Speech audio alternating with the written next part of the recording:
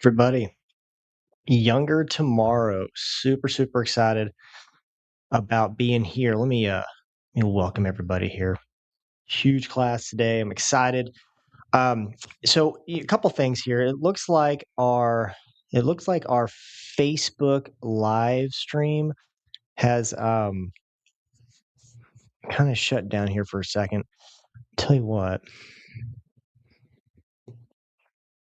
let me Everybody give me just one quick second. I'm going to end this stream because our Facebook one went down. I'm going to pop it right back up. I'll be back here in just a minute, okay? Give me just one quick second. I'll pop this thing back up here. Let's see if we can edit here. Stream.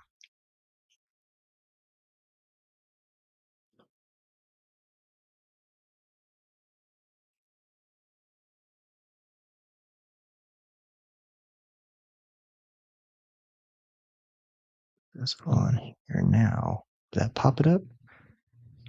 Come on, Facebook. Come on, Facebook. Pop up here. All right. So now we're live on both. Okay, good. Facebook went down there for a second. Yes, we're back up on Facebook and we're up on our YouTube channel. If you can hear me, just let me know. Got a lot of new stuff, got a new microphone, got new headphones as well. So just want to make sure that everything's coming through really good. It has been a morning, folks. It has been a morning. I'm here in the office. I was planning to do this at my house, but we lost our internet this morning. So, fun stuff. We are not stopping this workshop from happening. I promise you. It's so good to see everybody. Looks like everybody's popping on. Let me know. They're excited to be here. I think this is pretty cool. Miss Passion, so glad you're back in the office, girl. I'm so glad. Everybody here, super excited. Hey, Miss Brenda, that's your first class. Yay. So while everybody's popping on here, there's a couple of big things that I want you guys to do. This is going to be an active class. Remember, we were originally going to have this class at my church. We're just a little bit shorthanded in the office right now, so it's just Destiny up there at the front desk right now. So we decided that we couldn't keep this info from you, so we wanted to do this thing virtual as well. So you're going to be great. You're going to be getting so much out of this. And a lot of you actually are having some watch parties. So please let me know who's got the watch party going on. If you have some family and friends with you that you're watching this event, we love to hear that. So I've seen a lot of people watching here. I'm loving this. I'm excited for you because this really is going to speak to all of us, no matter what age we are. It's going to speak to a lot of us because at the end of the day, we all want a similar thing when we're getting into our golden years, when we get to 60s, 70s, 80s, and beyond. There's things that we just want to be able to still do, and there's things that we might not be aware of that we're doing that start to really decrease our longevity, our bio age, and our time on this planet. And there's a difference. You'll hear me kind of say this throughout this class. I feel like there's a difference between your actual age and in your bio age, meaning there's a difference between just living to 90, just making it to the age of 90, and then actually fully living to our potential that God made for us and intended for us. So I think there's a big difference in that. And I think what we want to do with this class is get these two ages closer together, meaning our bio age, how active we are, the things we don't have to stop doing life because of our ailments, because we can't move, because we're in chronic pain, because we're not healing as good as we used to. We want to get to where we minimize that gap to where you're in great health for up until it's your time to go. And a lot of people don't get that luxury, and that's what's so sad about today is, there's people that they might live to 80, but from 50 on, it's a struggle. It's one of those where they're on a lot of meds, they start losing abilities, they get disabled, they might have two or three or four surgeries, they're on tons of medications, and they're in a lot of pain, and they're just not living for those last 30 years. In my opinion, like, there's a lot of limits, and just we want to be limitless. We want to be doing everything that we're designed to do for the in the entirety of our lifespan. So we're excited to present this to you. I'm going to kind of switch out here for a second, but that's kind of where we're hitting. And for those of you that are watching, if this is your first class ever, please let me know. I love hearing from first timers. We got a lot of patients that are signed up for this and are going to watch. all throughout the weekend. But if you're live with me and you have questions, put it in the comment section of either Facebook or YouTube. At the end of this, we'll do some question and answer. So when I see questions on there, I'm just going to rapid fire answer those at the end. I think that'll help a lot of you. We'll have few as we go through this, but no question's a bad question. If you're thinking something, 20 other patients are thinking the same thing. You're just the brave one that actually are asking it. But we all learn better that way. So ask questions if you have them. I think that's important. Also, we do have watch parties going on. We have a lot of people that aren't patients. We have quite a bit. I think we have about 25 or 30 people that are not even in patients in the office watching this. So we're welcoming those of you that are guests. We love having you on these things. What's kind of cool about this is you get to do everything our patients are going to learn. You can do it as well. We have a core 30 challenge for those of you that are watching, patient or guest. I'm going to show you what that means, how it's going to work, but you have access to that here at the end of this. It's going to be awesome. It will really start transforming your life if you take action. And that's kind of the big theme of all our classes is you're going to hear a lot of good stuff. Start taking action. Start taking action. Take the nuggets, but take the action. You will get better with your health and whatever you're here for, because there's a lot of this is a big topic. It's anti-aging, it's bio-age, it's metabolic conditioning, it's neurospinal fitness, it's detoxing, it's how to get the right amount of the nutrients in our body. So there's a lot we're covering, even weight and hormone imbalances. So how do we get things to be better that way? So we have a lot of people watching for different reasons. I just say that act on what we're talking about. It's going to help you. You'll kind of see how it ties together very well as we do this too. So like I said, super excited to be here, super excited to help. And I think we got enough time that everybody's on. We'll start rocking this out now. But the other thing too, those of you that are new as a patient to the office, this is your first class, or if you're a guest, and those of you, because this is a class where we actually have some new resources we're going to be talking about and how those work. And I've had a lot of patients ask me questions. So what is this new stuff? I want to hear about it. And yes, you should. But I will say this: as we go through the class, more than likely you're going to be wanting what we're talking about here, because it works so well and it saves a lot of hassle and time for you, and I'll explain how. But when you put an order in, I'll show you how to do it. But those of you that are already patients, you already filled out your order forms, that's great. If you want to add to those order forms, text the front desk, text Destiny, text our office number. Anytime during the class you want to add to that, because everything is marked down and on sale for classes, because you're taking time to be with me. I want to honor you in that, and we discount everything in our office for you guys. So you get to save quite a bit of money on today and invest in your health. But these new things, I know some of you want to hear about them first, but once you hear about them, you're going to be jumping at the bit to get this, and you'll see why pretty quick. So just make sure if you want to add to your order, you text our office number 817-886-7545. Destiny's by herself today. It's going to help her tremendously if it's in print. She can read it, won't misunderstand anything. Just whatever you want to do, text her. That's going to be probably your best bet as we go. So, with that being said, let's rock this thing, man. I'm excited. So, as we get into this, I'm going to pop up my. There we go. Perfect. So, younger tomorrow. There's something that I want to hit this with, because my goodness, right off the bat, I know there's some of you that are thinking, man, I want to reverse the aging process as much as I can. Maybe I want to reverse my bio age. I don't know if I can do that, or maybe my genes aren't going to allow me to do that because my mother had cancer, my father had cancer, and or my mother was obese, my dad was obese, so I'm kind of destined to get obese. I hope it's such a the genetic problems have been such a and genetic genes don't equal your destiny. I guess that's my first thing. Genes are not your destiny if you play your cards right and you change your lifestyle. You can always turn off or turn on your genes. So if you have genetic tendencies for obesity or heart disease or cancer, that doesn't mean you're destined to get it like your mom or dad. I will say this: if you do the same things, usually the same lifestyle, if your parents didn't take very good care of themselves and you're not taking good care of yourself, yeah, you can turn those genes and activate them and have similar problems. There is some truth in that statement. However, it's also been very proven a lot, especially in the last 10 to 20 years, on something called epigenetics, meaning that no, you could have high risk heart disease and cancer genes. You can have high risk obesity. It runs in your family. Everybody in your family can be obese. It doesn't mean you're going to be obese if you change your lifestyle, right? So a good example of this was rat studies done a few years ago, and you can see these are the same rat, like not they're the same type of rat. And I'm going to butcher the name of this. It's agouti. I don't know how to say it, but this is a specific genetically bred rat that scientists will use to study things like metabolic disease, which we're going to talk about, like obesity, high blood sugar. Like these rats, the one on the yellow, they're genetically bred to where they're fat. They have diabetes, and they don't live as long. They live only about half as long as a typical rat would live. So they're bred to be metabolically disease and die sooner. And they study them, and then they try to find drugs that they can drug people with that maybe have an effect on that. But this was a specific study, so they were trying to, like, well, how can we influence the next generation of offspring with some simple lifestyle changes? Can we make that better?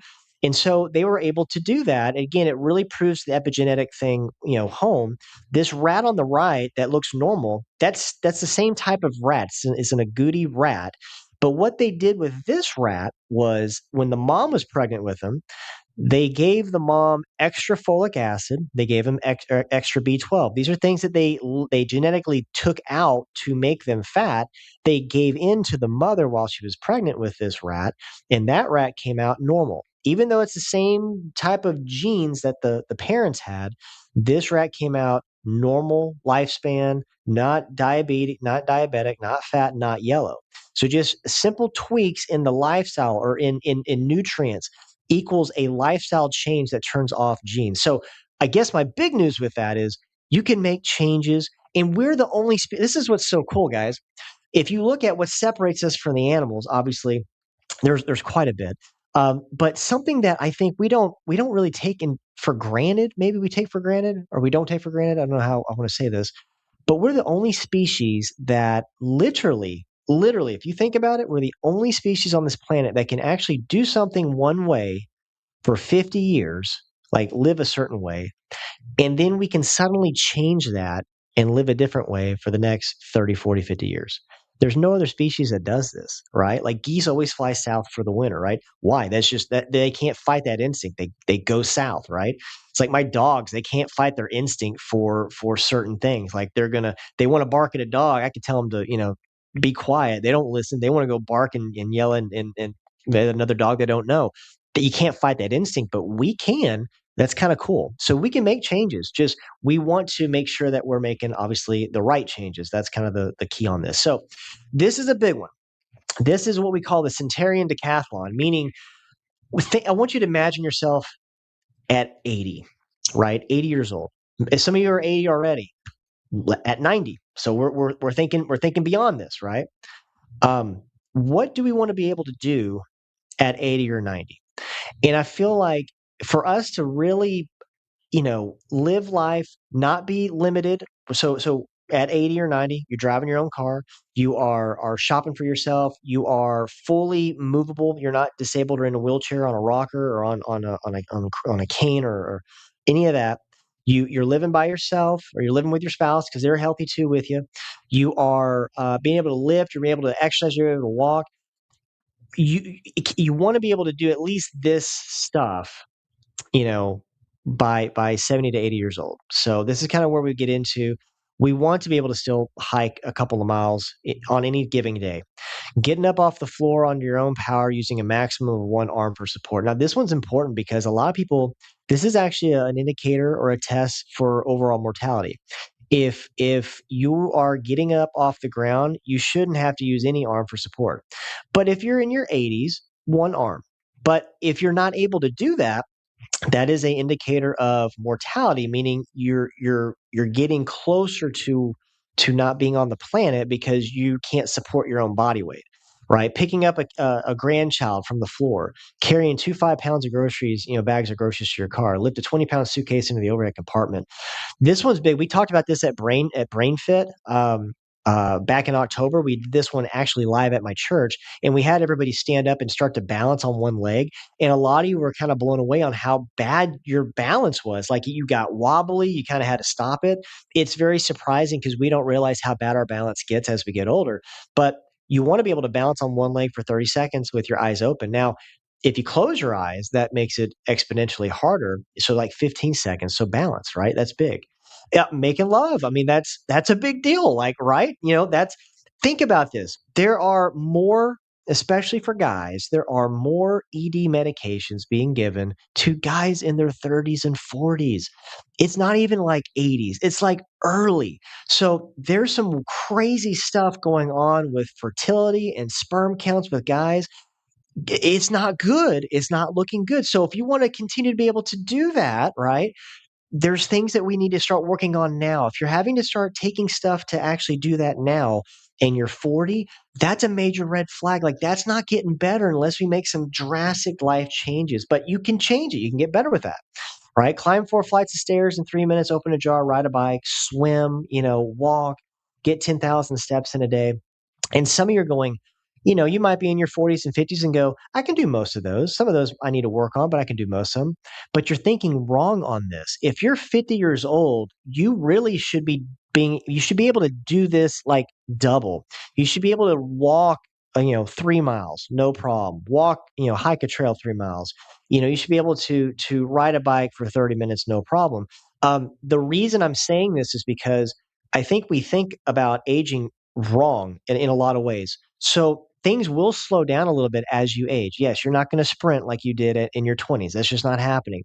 So what we're thinking about is we want this to be the targeted 80. So if you think about somebody that practices shooting guns or archery, shooting a bow and arrow, and they're trying to hit a target that's 50 yards away, right? They want to hit that target.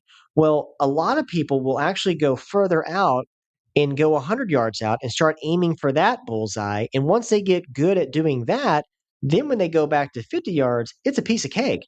So as the time window closes, you want to be able to do double that stuff in your 40s and 50s. That way, when things slow down a little bit, you're still very, very active. You're compared to your family or your friends that you're the same age. And this is a big deal because a lot of you are watching have been patients of mine for a long time, and you are seeing this. So, a lot of you are seeing this with your friends. They're just they're aging faster than you are in a lot of ways, and that's where it comes quite a bit to what we talked is the biological age versus our chronological age, and that's where it gets really really important. So I want to put up, because a lot of you are watching, you might not have been able to take this self test. A lot of you that are watching did take it. We really try to get every patient to take this test to get a good idea of where you're at. So, what I want to do, just for those of you that never got to take this test because you're not a patient in the office, I want to put this up here. Let me pop it. There you go. So, up in your the right hand corner, you're going to see that bio age.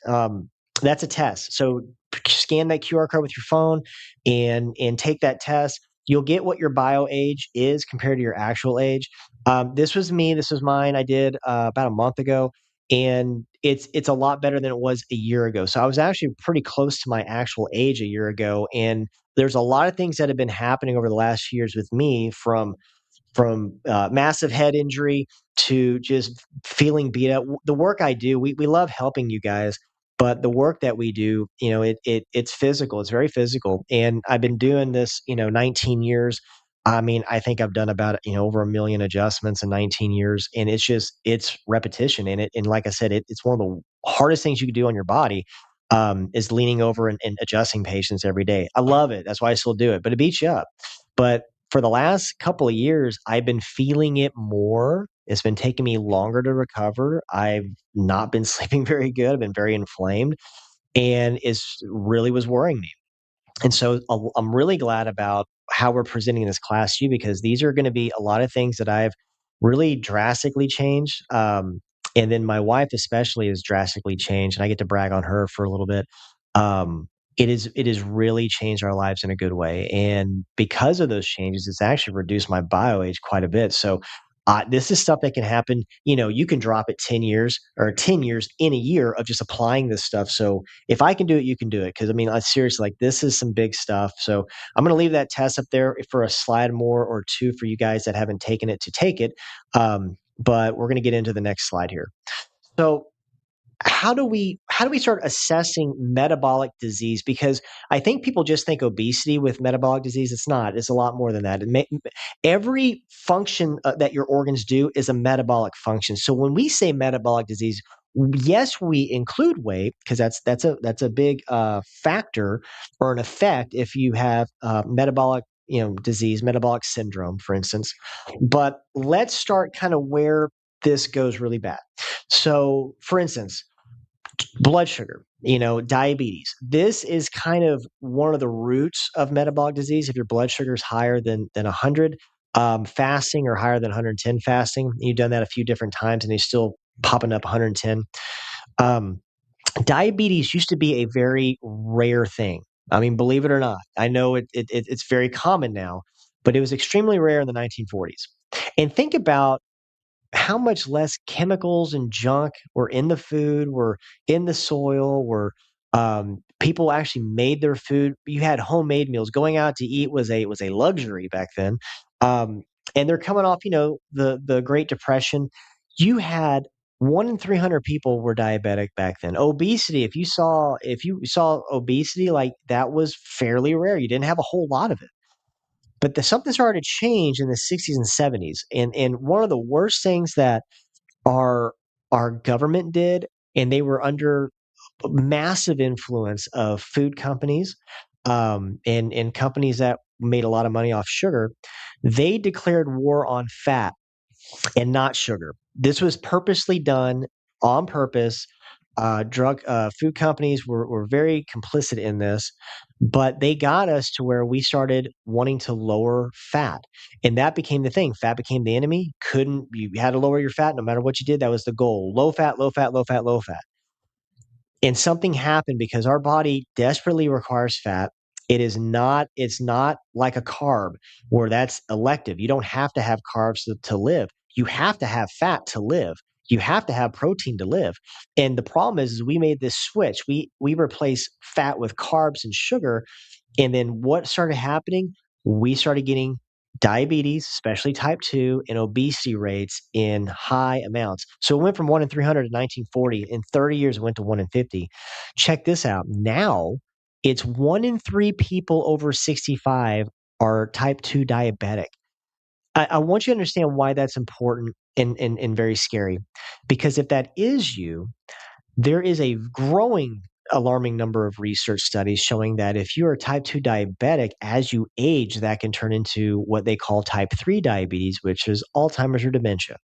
We don't want to have high blood sugar anytime, but especially when we're over 65, because that is really, we are running towards, you know, brain deterioration. We don't want that. 72% of people have a metabolic disorder, either diagnosed or undiagnosed. That's a lot. So, what we want to show you this is how metabolism works, what your cells do with this excess sugar, because this is really kind of the heart of how metabolic disease comes. A lot of us are thinking, our body is designed to handle some sugar and eliminate it. So, like a teaspoon of sugar, your body would take it in, you'd have a spike in insulin, a spike in the blood glucose, and then it filters out and you're fine after that. Your body's designed to do that. What your body was never designed to do is deal with this guy, right? This delicious looking donut that has no nutrients in it except for carbs and sugar and artificial stuff as well. What that does, that's like a rocket ship or a rocket being fired to your adrenal glands and your pancreas, and it kicks up a lot of response, a lot of insulin to that. So you burn through this because your body secretes insulin to take this sugar, this glucose, and put it into your cells to be used for energy. So when you eat this initially, you'll have that artificial energy because you're just flushed a bunch of sugar into your cells. The problem is though, you crash after, right? and you're not satiated, you're not full, you're just as hungry after eating. You're probably more hungry after eating one of those in about 30 minutes than you were before you ate the first one. That's what this stuff does. But what it also does long term, it starts to mess with your hormones, specifically leptin and ghrelin. Now, you do that once, body's okay with that. But when we add, that to processed foods, to cake, to, a little bit of, candy over here, a little bit of cookies over here, a little bit of processed foods, crackers, breads, pasta, pizza, hamburgers, we start eating this stuff daily. Well, we start creating a overflow in our bloodstream of sugar. And what your body is still trying to do is to take all this extra glucose and put in the cells, but there's just too much. You don't have enough insulin hormones to actually carry that. So then you're just left with just excess overload, right? Overflow of sugar in your bloodstream. And when you have high blood sugar and it's high, a lot, you're pre-diabetic or you're type 2 diabetes. You're going to head into that disease rate pretty quick. So, is this you? If you're watching, this is going to determine if you have metabolic syndrome. You need, at least 3 of the 5 of these if going on with you, then you would be considered in that state. But remember, 72% of the population has at least one of these things going on and they don't even know it. So, if your fasting glucose is over 100, that's a problem. It needs to be less than 100. You need to not have that much blood, sugar in your blood when you haven't even eaten anything. If you've eaten something, I think it's over 140. That's a problem if it jumps up like that. Central obesity, meaning your waist circumference, if it's greater than 40-inch waist in men or greater than 35-inch in women, that's a problem. If your triglycerides are higher than 150, that's dyslipidemia. So that means that your lipids you have too much um, inflammation, is what that really means, and sugar in the body. Um, Also, if your HDL levels are less than 40 in men or less than 50 in women, those are problems. One of the biggest risk factors for heart disease, it's not your total cholesterol. Don't pay any attention to that. You should look at uh, your HDL to triglyceride ratio. That is your bigger marker for risk of heart attack and stroke. So if your HDL to triglyceride ratio is less than 2, you're fine. If it's higher than 2, you're at risk. If it's higher than 3, you're highly at risk. So those are things like, if that's going on, I'm glad you're watching this. Make these changes. Do the Core 30 challenge. You will get in such a better state of health. If your blood pressure is higher than 130 over 85, I always say check your blood pressure several times a day. But if you are averaging this for all, as every time you do it and you're averaging this, big problems, right? So we want to, and what's happening is livers are really shutting down these days. Fatty liver disease is on the rise, and it's not from alcohol. That used to be how you got cirrhosis and fatty livers if you drank a lot. No, no, no. Non-alcoholic fatty liver and cirrhosis is on the rise, and you'll kind of see how this changes. So you have your normal liver, your non-alcoholic fatty liver, NASH, cirrhosis, is kind of the end stage where it's just very diseased. And you got to think about what this is doing. This is causing so much inflammation in one of your biggest detoxing organs. It's not a good problem to have. Plus, a lot of cholesterol is made from your liver. So if your liver isn't working properly, and on top of that, you combine that with, if you're on statins by all means, and you're trying to just drive your cholesterol down, like, you need cholesterol for your hormones. That's where your hormones come from. They're made from fat. They're made from cholesterol. That's the building block of your estrogen or your progesterone, your testosterone. If you drive down cholesterol, you're going to have some issues. If your liver can't produce it because it's very inflamed and oxidated and diseased, you're going to have hormone problems. Not to mention problems detoxing, and it's just not a good look to have, right? So, what the experts recommend, this drives me nuts. I had so many patients just this week tell me that they've been told they need to be on a statin, or they need to be told to cut salt out of their diet. They're told just the dumbest stuff from the experts. And this isn't to say there's no good doctors. There's a lot of good doctors out there, but like, it, understand a couple big things when I talk about this. Number one is, if you're basing nutrition advice from what your medical doctor is telling you, Don't. They take no nutrition courses at all. If you've taken a nutrition class, you have taken more than your medical doctor. They don't take that. They're specialized in drugs and symptom treatment and disease management and crisis care. Now, they excel at crisis care, saving your life if you had a heart attack, if you got shot, if you broke a limb, or if you broke an arm or leg. They are awesome at saving your life, stabilizing you, getting you recovered that way. But I would never take nutrition advice from somebody that's never taken a nutrition class. Like that's people don't know this, right? But so here's what I'm saying. Here's some of the tips to protect your heart from the CDC, right? Follow your doctor's instructions, stay on your medications. That's like number one, right? So just stay on the meds, like don't make a lifestyle change, don't try to get better. You just on the meds forever. This is the one that drives me nuts. I mean, they all do, but this one really gets my blood boiling. Eat a healthy diet that's low in salt, low in total fat, low in saturated fat, and cholesterol. This is how you die early. You do that. You follow that, you ain't making it to 80 people. You're just not. You're going to die early of a heart attack. Your hormones are going to be screwed. Let me tell you some big factors here. If you have a heart attack, when you are rushed to the hospital and they're trying to save your life, you know what they put inside you like right off the bat? A saline drip, saline solution. Why? That's salt, people. They put salt in you to help calm your heart down, to help you in that crisis of a heart attack, to help with your blood pressure, to bring it down. You need salt. I don't know where this came from. Again, just dumb science. You need salt for just about every reaction in your body. Plus, your stomach acid is very dependent on salt.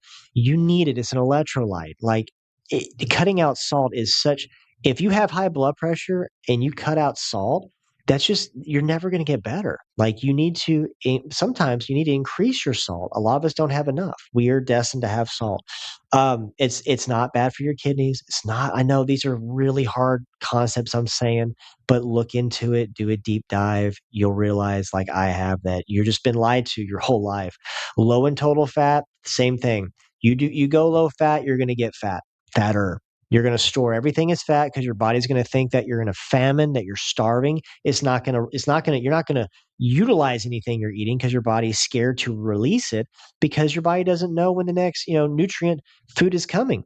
Low fat food is depleted of nutrients. Your brain is fat. Your cells are lined with fat. You need fat for metabolism. You need fat for your hormones. You need fat for your joints. You need fat for your heart, right? Saturated fat and you need cholesterol.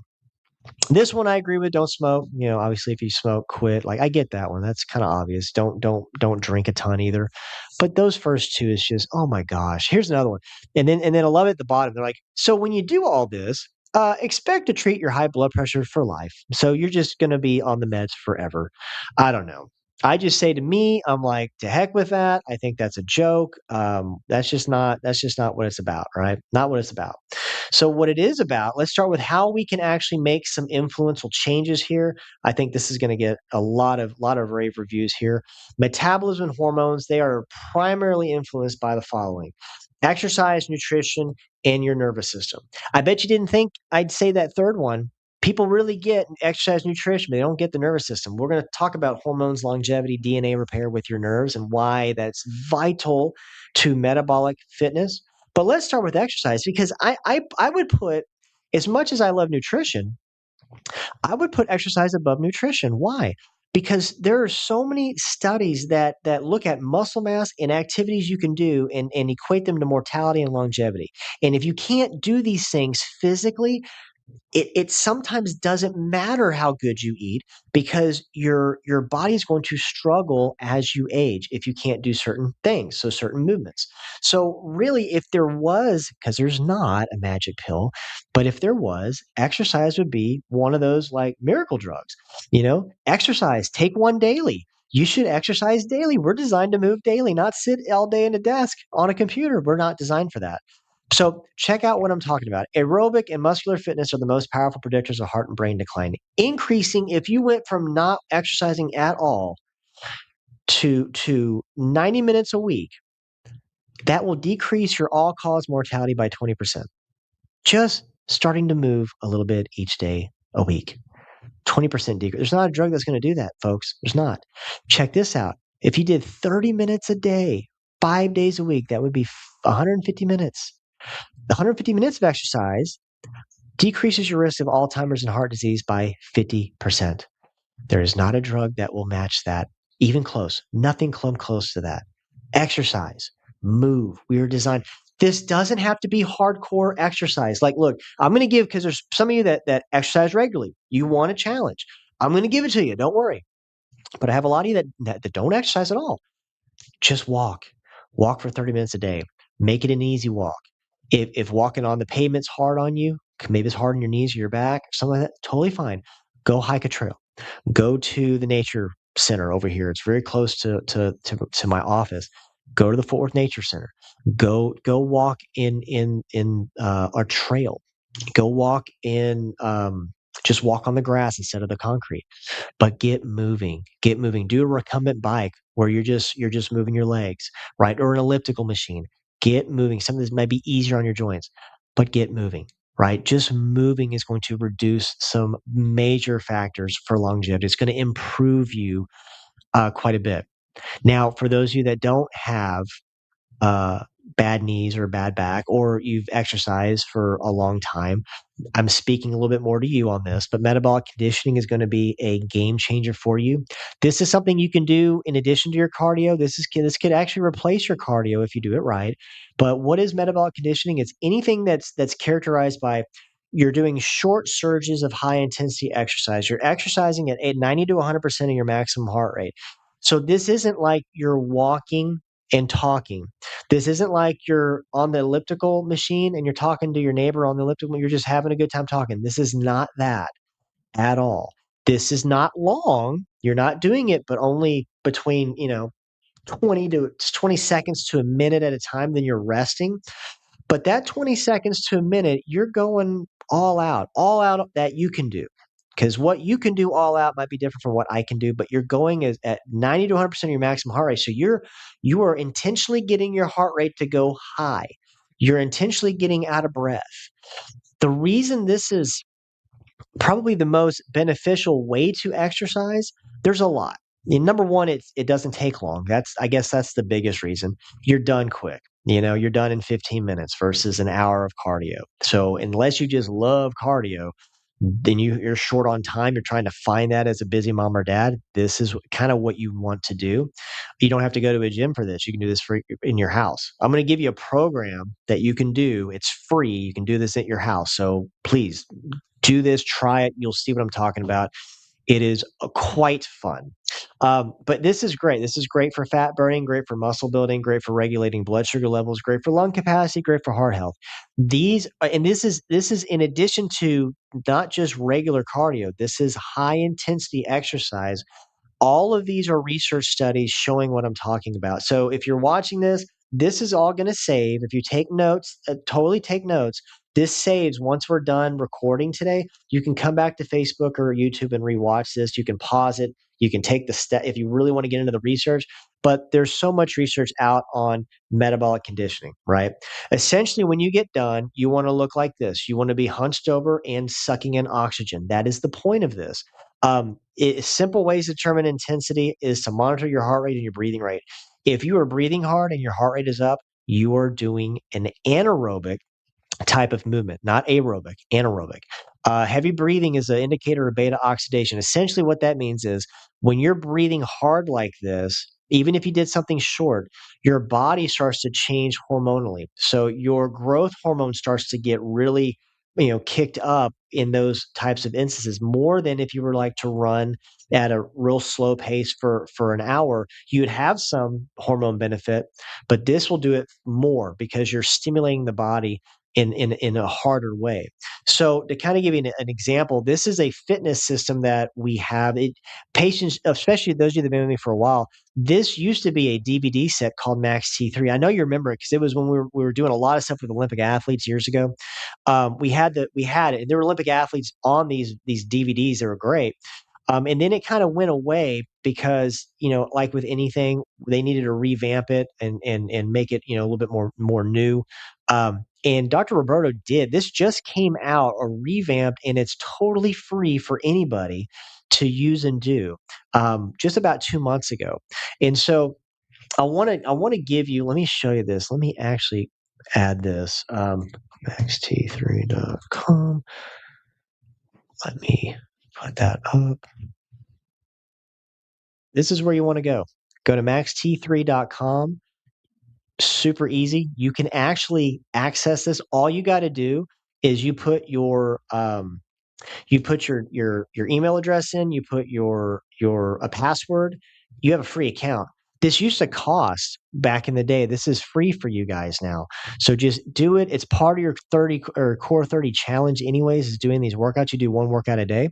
But you can take a look at these, and like I said, Dr. Roberto is awesome. He's Team USA's head chiropractor, so he is going to show you how to do these movements with a chiropractic mindset in mind. So protecting your neck, protecting your back, protecting your spine.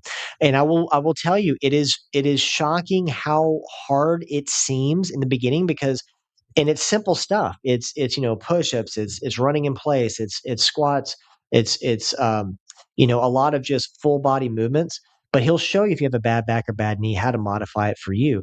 But it helps a lot. But it's also short. You do maybe 12 minutes of total exercise. You also have a break in between each movement, so you have a little bit of a rest. So you're done in 20 25 minutes. But half of that time, you're just breathing air and resting. You're trying to get your heart rate back down. It works all your systems of your body. It does something called exercise. It's called EPOC, exercise post oxygen consumption. Because you're breathing so much oxygen in after you, because you're out of breath, your body will start to burn its glycogen stores in your muscles and start to replenish that by burning fat. So to create more glycogen.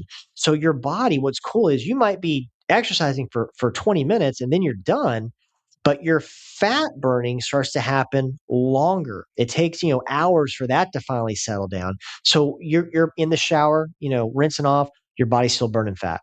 You're eating your breakfast, your body's still burning fat, right? You're going to work, your body's still in the fat burning mode. I think that's pretty cool. So I don't know about you guys, but how many of y'all would like to actually have a longer amount of fat burning? I would. Um, Make this a part of your exercise routine. Go to max3.com. I would challenge you to do the core 30 challenge with this as your daily workout. You will love it. You'll love it. You'll feel it, but you'll love it, because you're going to start getting really good at this and you'll see that change. But here's an example. Again, this would have been done at the church. I would have had you all got up and performed it with me. But since we can't do that because we're doing it virtual, this is an example. So essentially, this would be a surge example. You would do 12 total movements. You would do 6 movements twice, essentially. So you do a cycle of 12 movements. And so the first would be, like, say you're doing push-ups. It could be a modified push-up or a military push-up, whatever push-up you want to do. But you would start off doing that for 20 seconds at you're going all out. You're just going as many push-ups as you can, but keeping good form, right? And then you'd rest for 20 seconds to get your heart rate back down, get your breathing back right. Then you do 20 seconds on of push-ups, then 20 off, 20 on. Then you'd rest for, depending on your fitness, if you've never done this, rest for 2 minutes, and just that'll get better. But if you've done it a lot, you can just go to the next body movement. You don't have to rest at all on that one, just maybe 20 seconds. But then you'd move to like sit-ups, or then you'd move to like mountain climbers. You'd move to like running in place, jump rope, squats, and then you would do all those over again, and then you'd be done with your workout for the day. And guaranteed, you'd be sweating, your heart rate would be higher, you're be out of breath. You're done. You don't want to work out anymore. You don't have to, but your body would be in that exercise post oxygen consumption state. So essentially, you get done with this and you'd look like this lady right here. You'd be hunched over and just out of breath. That's okay. That's the point of it. But go to maxt3.com and check it out, because I think that would be just a game changer for those of you that like to exercise. It would be an absolute game changer for sure. Um, we're going to move into this next section, and I get really excited about this because cardiovascular fitness is a very big metabolic influencer, but it's not the most important metabolic influencer of longevity. It's not. It's neurospinal fitness. Have you guys ever heard of that term, neurospinal fitness, before? Basically, you've heard me say this a lot. It kind of means the same thing. Structure equals function, or your form equals function. That, in a nutshell, is your neurospinal fitness. I think a lot of people just assume that the spine is there to hold us up. That's one of its many jobs. but it's really what's inside. That's why, anybody that looks at longevity and the frame of the body, that has everything to do with you getting to 80 in great active health or really being, limited in everything you do. It's the biggest influencer of metabolism and longevity is taking care of your spine. Why? Well, it's what it houses. If you didn't know this, a lot of people when I talk about the spine, they just think like, well, yeah, there's bones of the spine, there's a skull there.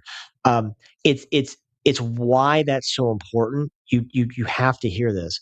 It's what's inside the bones is what is the most important. What are they protecting? Well, your skull protects your brain, so it's not damaged. We get that. Your brain is the biggest metabolic organ you got. It runs every other organ and cell and tissue in our body. So it's going to be one of those things that you have to have a healthy functioning brain, especially you want that your whole life. Well, you want to make sure that the communication between your brain and like your heart is working well, or your lungs, or your pancreas, which makes insulin. I want to make sure that that communication is working well. There's not a disconnect to make the organ malfunction. Well, you have a spinal cord. Check this out. You have a spinal cord right here that goes all the way down. Actually, I'm going to show you this a little bit better. Check this out. I got it here. You have your spine, you have your brain right here, and you got your spinal cord that goes all the way down your body. That's inside your spinal bones. Now, attach, why that's so important? Because each nerve that comes out of your spine goes to a certain organ. Or like with your heart, you got multiple nerves that run the heart. You got multiple nerves that run the lungs, multiple nerves that run, the liver, gallbladder.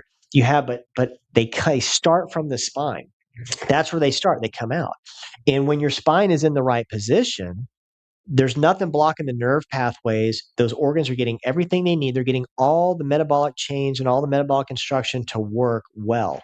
But check this out. If I took nerves that run the pancreas right here, if we went above here and we had a scalpel and we just slice that all in half, you would be type 1 diabetic overnight. You would not make any insulin because the brain you disconnected the communication. So the pancreas would not make insulin anymore. You would be a diabetic. You would have to have synthetic insulin the rest of your life just from that. And so you disconnect any of these nerves to where they go, that organ literally starts to shut down and won't work on its own. So that's an extreme example, right? Thank goodness that, nerves aren't getting cut in half these days, but they do get compressed. And I want to show you kind of how in life's, how that works. But your nerves can get compressed due to the daily lives and stuff that we do. For instance, something as simple as the way you sleep. And a lot of us take sleeping for granted. Maybe you are like a stomach sleeper, and you think that's the way you do it. You like to sleep. You sleep the best that way, according to you. But imagine the position you're in when you sleep on your stomach. So you're not on your back or on your side. You're on your stomach. So the only way you can breathe is you got to cock your head to either direction, and you're like that for 6 or 8 hours every night. Now you do that one time, you'll probably wake up with a stiff neck the next day and body can recover from that. But if you've been doing that habit, just that one thing for years and years and years, it'll take your neck, which should be straight from the front and from the side, right? You should have a nice curve in the neck, but sleeping on your stomach with your head cocked, it's going to start to pull your neck out of alignment. It starts to straighten it. And then you do that enough times, you have molded a bad muscle memory, and now your neck stays like that. It doesn't go back to where it needs to be. And that's just one of 1,000 examples. It could be your maybe auto accidents you've had. Maybe it's sport injuries. I've had concussions. That's one way you can really damage your spine. It could be falls on the ice. We just had that ice storm. A lot of my patients fell. It could be the way you work at a desk. A lot of people, they're at the desk. They're working with their head down like this. Do that for 30 years. It's terrible for your spine, for your lower back and your neck. But the spine can subluxate out of position. That's what we call it. When the spine goes from normal to abnormal, you see the nerves here. They can actually start to right here. So look at this one. They start to compress. It doesn't take a whole lot for the spine to get out of alignment. When that does, when it happens, everybody thinks they're going to like feel pain when that happens. That's not true. Most of the time when you subluxate your spine, you actually don't feel pain. You don't. And sometimes it can be years before your body notices that pain from that.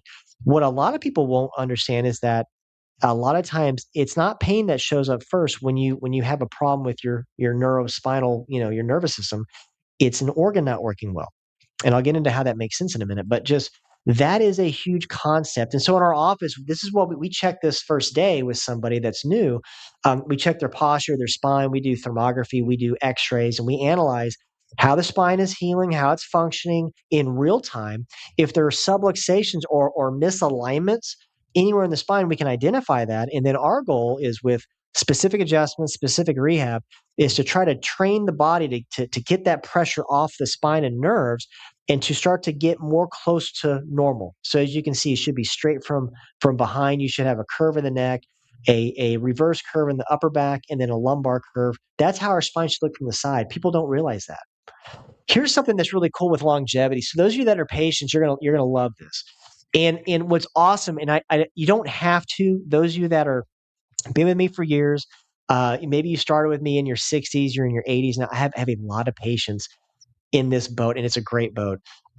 You've noticed something. I've had so many of you guys that are watching this class tell me this week, like, Dr. Wall, you wouldn't believe, just compared to our friends that are the same age, like we try to tell them, you got to do this because and they always tell us that we're looking so good. Like, what do? You don't look your age, you're looking younger. And we tell them what we do, and they're like, they can't believe it, but they're not looking good. And they're asking my patients, what are you guys doing? You guys look great at 80 or 70. You don't look that. You look younger. What are you doing?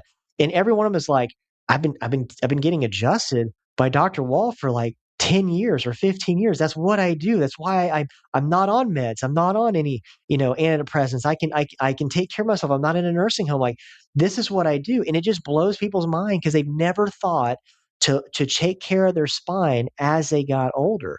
This is for you that are getting adjusted. You're going to love this study. This is pretty new, and I was so excited to share this with you guys. So we're going to talk about chiropractic and longevity because this is something that happens every time I adjust you or Dr. Carter adjusts you. Your chiropractic adjustments. This is from the Journal of Vertebral Subluxation. They analyzed these three groups of test subjects, and they found out that chiropractic adjustments, oxidative stress, and DNA repair, it happens when you get adjusted. So there's something your body naturally does to repair your DNA. Basically, a good marker of your aging, are you aging faster than your actual age is how well your body repairs damaged DNA. We all get damaged DNA through life. We get exposed to different things from the environment, such as UV radiation or heat, metals, pesticides in food, chemicals. Maybe it's medications you're taking. It could be maybe it's like a biological from a plant or an animal. We get toxins in our body. Our body tries to clear this stuff, but that, in an essence, produces reactive oxygen species or free radicals. I know you've heard that term, free radicals. Free radicals damage our DNA. But what our body's designed to do, it has a chemical that's secreted in the bloodstream called serum thiol. What serum thiol does, it actually like unzips your chromosomes, repairs DNA, zips the chromosomes back up, and then you're repaired. You're good. So a marker of longevity is how well your body's repairing DNA. If you're not repairing DNA very well, your lifespan is shortening. Like, you won't be like, if your chromosomes are shrinking because your DNA is damaged, or the end plates of your chromosomes, which are called telomeres, those are shrinking, your life on this earth is limited. It's not lengthening, it's getting shorter. Now, if you're 100 years old, they should be a little bit shorter, no doubt. But if you're 60, they shouldn't be short. Right? And there's a lot of people that, they end life early because they don't know any better. So if you have a lot of damaged DNA, that can lead to various diseases, cellular mutations like cancer, cell death. Your cells, again, mitochondria. You're not making any new mitochondria in your cells. Your cells aren't living as long as they should. You have a lot of cellular, apoptosis, or cell death is happening quicker. That is not good. That's how you age beyond your actual age. You look older than you are. We don't want that. So this study was really cool because they studied three groups of healthy people. They weren't diseased. They all three had, no medications. They're all in good states of health by any metric that was measured. So they had one group that was like the placebo group. They never got adjusted for a whole year. They analyzed blood at a month, and they analyzed their serum thiol levels at a year. They had a second group that got adjusted twice a week for a month. which is short term. They analyzed their blood serum thiol levels then they didn't get anything else for the rest of the year. Then they analyzed their serum thiol levels after a year. Then they had the third group, which got adjusted a couple times a week for an entire year. So that was a long term study.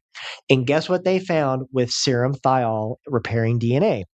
They found that the group that didn't have any type of chiropractic care for a year, they had serum thiol levels, right?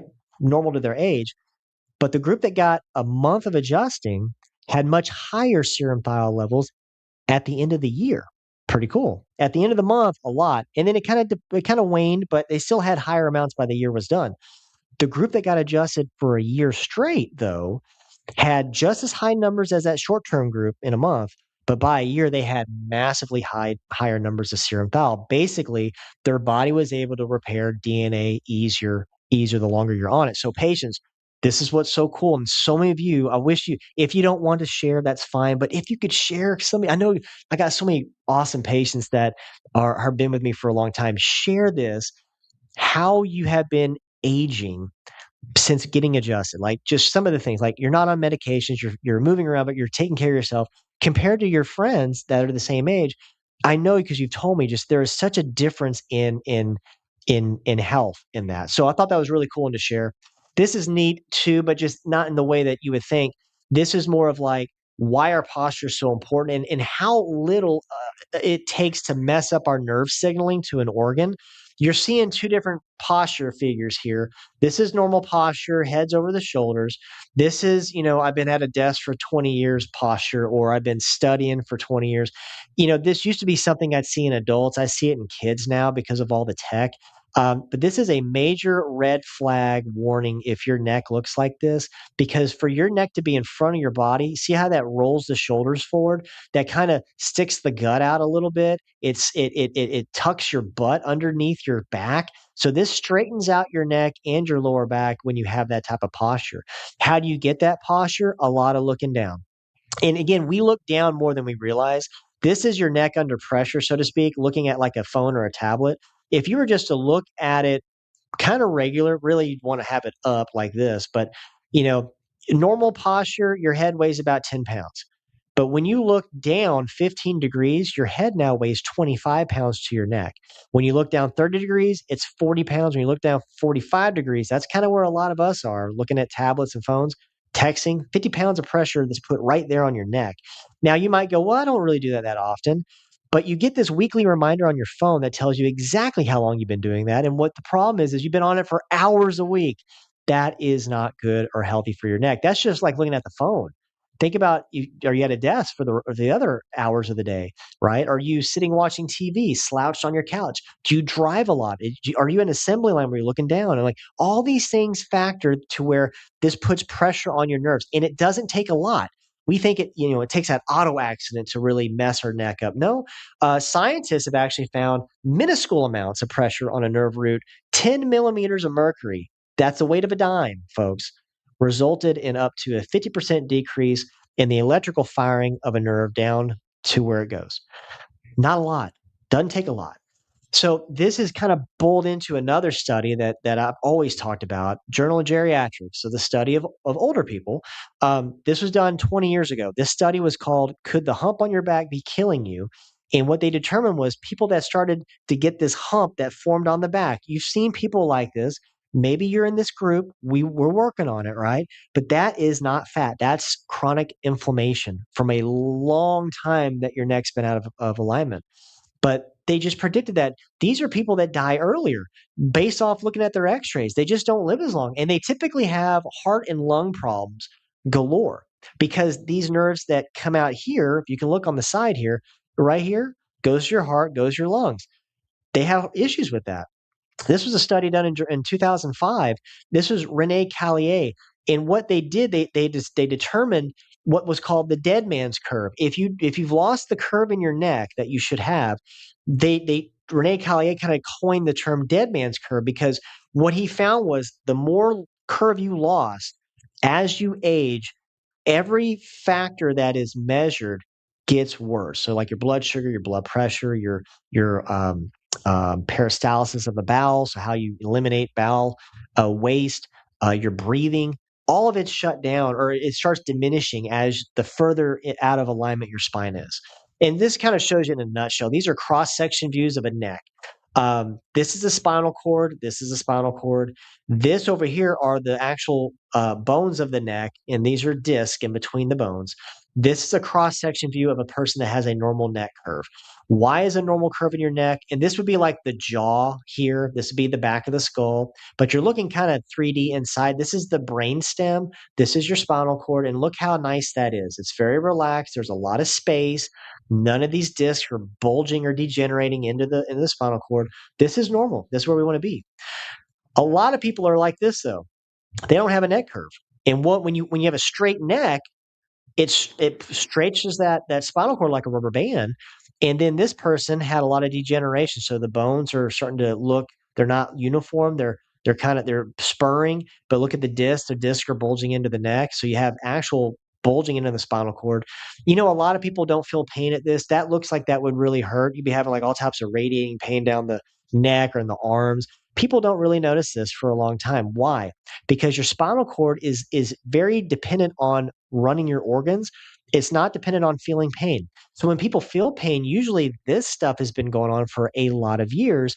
They're now noticing it, and they come to us, and we love on them, and we tell them we're going to help a bunch. But that took a decade or two to get that bad. It's going to be a process to bring this back. But if you stick with it and do what we recommend, we can improve your life. We can improve your spine, and it's an amazing thing when we our goal is to get somebody that doesn't have much of a curve to have a curve, to start getting closer to normal. And we've helped so many people doing it that way. But yeah, the dead man's curve. If your head is forward, you don't breathe as good. Try it. Look down and try to take a deep breath in. It's really hard to do that because you cut off your a lot of your lung capacity. Lung capacity when you lose curve. Think of anybody that is dependent on oxygen and look at their posture. It tells everything. Their posture is usually really bad. Their head is forward. They usually have the hump on their back. And a lot of times they can't walk. They're usually in a walker or they're in a wheelchair. They're usually very disabled. It's because they're not getting oxygen. I mean, your brain needs oxygen. Everything needs oxygen, but you get 30% less if you've lost your curve. That's every breath you get less oxygen. That is not a good thing. And so there are these big warning signs that we talk about with people. If you're watching and you're not a patient in my office, and you're a guest, and you're going, man, I've never even thought about my spine or my nerves. How do you get this checked? We do that in our office. That's actually what we call a new patient exam. Is somebody's first day in our office. We analyze all that stuff. We determine what's going on, how long it's been. We can base about how long it's been going on with you, and then give you solutions to help correct it. But a lot of people don't realize that it's not necessarily just pain that does this. Absolutely, if you've been having chronic pain in your neck, your back, your lower back, your hips, sciatica stuff, and you've never um, an exam done, please do that. But these are the other warning signs I want to share with you: headaches. You're not getting enough blood flow to the brain, depression, reflux. That's a lot of neck, hypertension, sciatica. If you're not sleeping, if you're dizzy a lot, we look at the neck on that, neck and back pain, reflux, food intolerances, allergies, asthma, breathing issues, ear infections, colds, gut issues, sleep issues, skin issues. If this is you and you're not a patient, if you were to get all this testing done in our office on the first day, which is like thermography, digital x-rays, orthopedic tests, range of motion tests, we charge $105 for a patient's like first day. That's what we charge. But we are going to do a very special thing for you guys that are guests that want to get this. You're serious about this. You've never maybe had it checked before. You don't know what to do.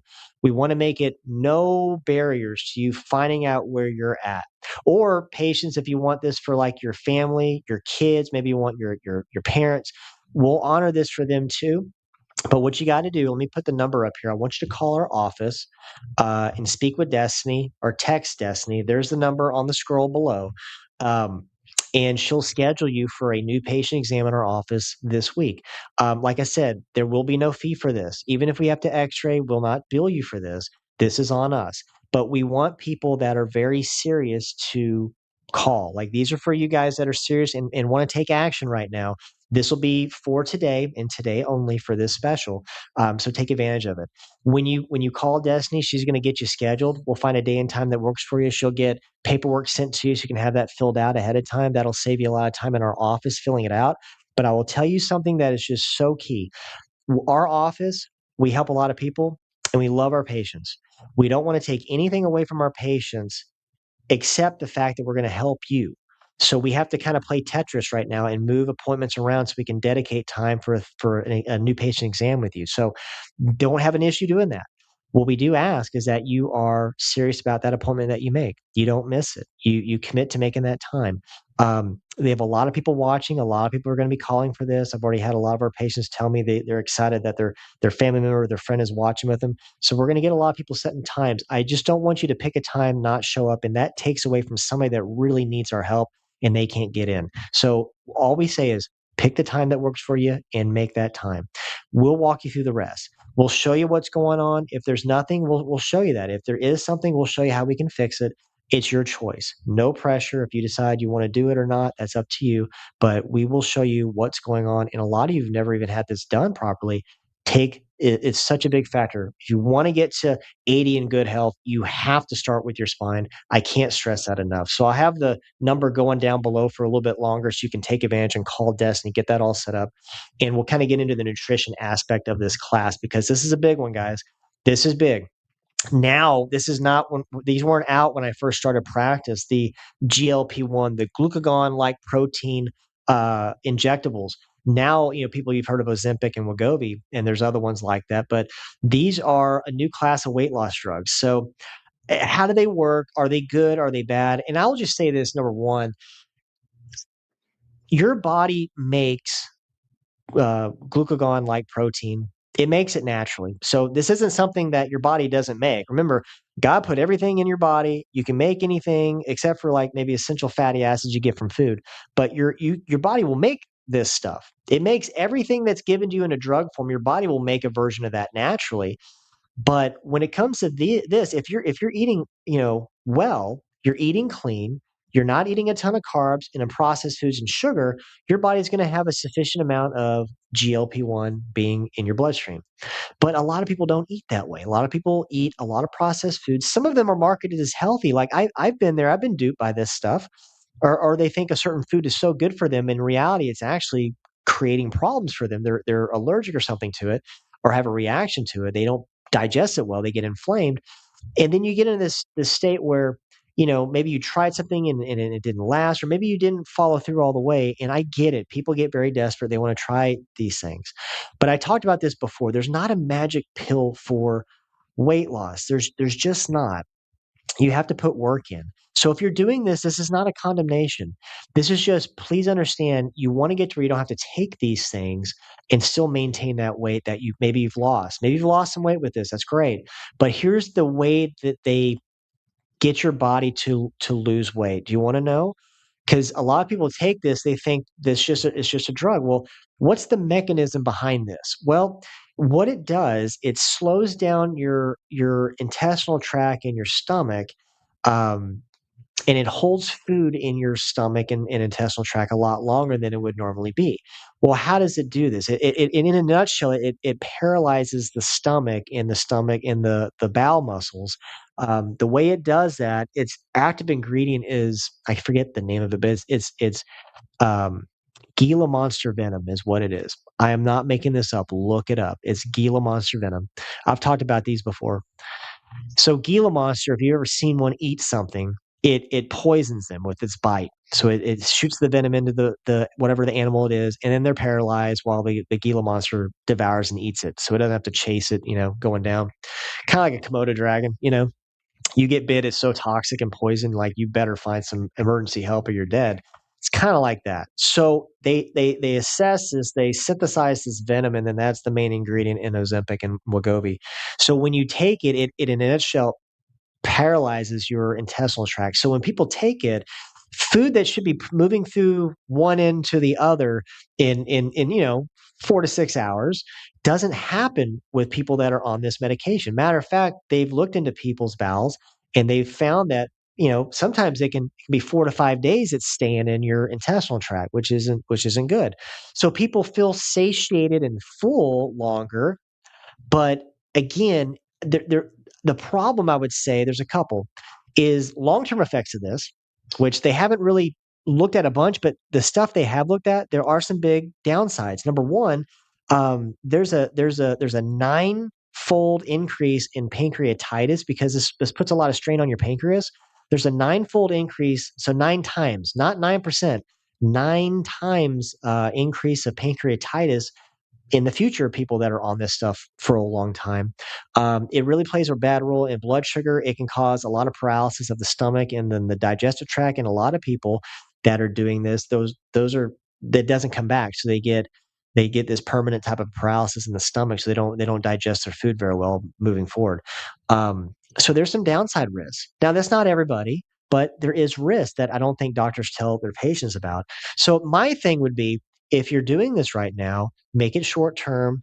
Make sure you can wean off this and start these good habits. So start the good habits now. That way, when you get off, you don't go back to the bad habits. Because people like this, they can kind of eat a little bit of anything because they don't eat a whole lot and they'll lose weight.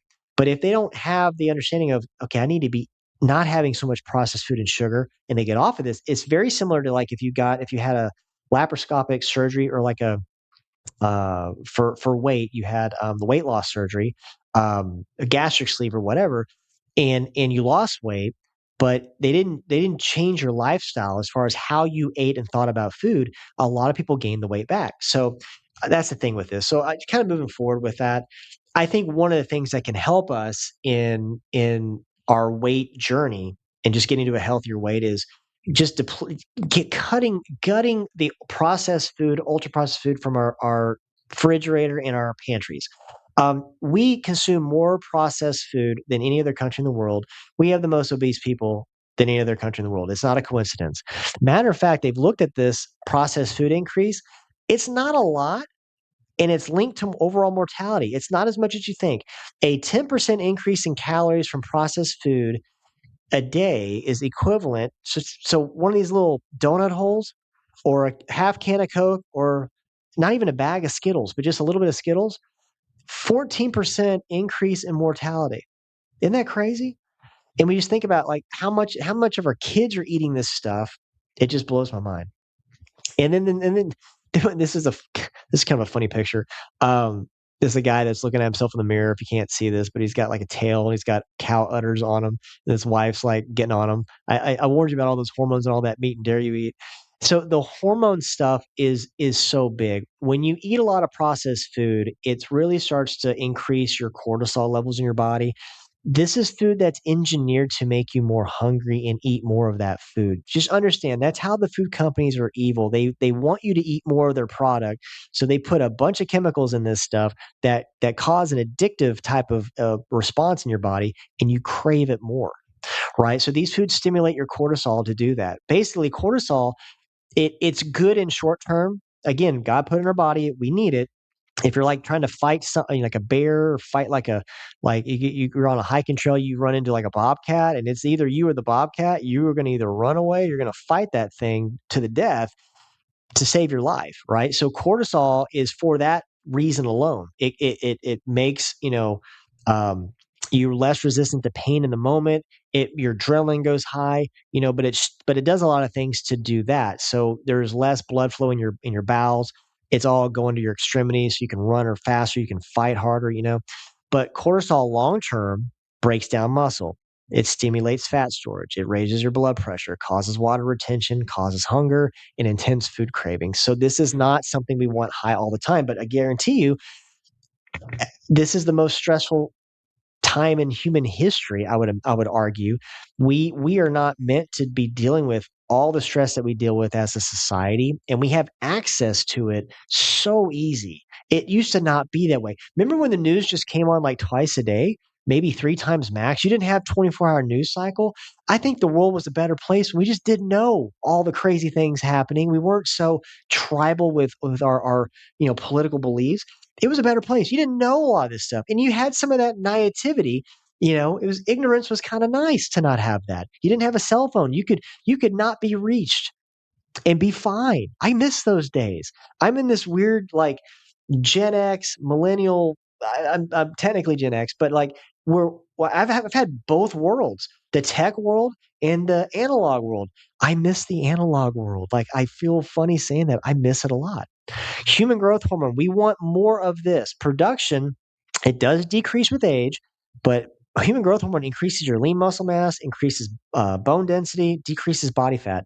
Leptin is very important. Leptin and cortisol are kind of inversely related. Leptin is a hormone that tells your brain to burn fat for energy and to tell you that you are full and you don't need to eat anymore. It tells your brain you're satiated, you're good, right? When we have high cortisol, our brain hears that. It doesn't hear leptin as good. And we constantly have cravings and cravings and cravings. So when we're stressed, that's why we want to eat. We typically want to eat unhealthy food when we're stressed. So there's reasons like for all that. Okay. So what does leptin, why is it so important? Well, when your brain is not hearing leptin, and this isn't something that happens in a day. This is a slow degrade that usually takes over years. This is of eating not our ideal um, diet as a human, not our ideal diet for many, many years. We start eating a lot more processed food that's designed to make us stress and crave it more. Our body stops hearing the message that we're full and satiated. And a lot of people are not full. Like they eat a lot of carbs and sugar, and in an hour they're hungry again, and they're not getting that I am full for hours feeling, and they typically overeat and they typically gain weight. So it's just this vicious cycle that people get on. So let's start with the gain weight. So as I actually start with leptin resistance, I'm going to start over here, kind of go clockwise because that's kind of makes more sense to me. So as you increase leptin resistance, that means your body's not telling your brain it's full.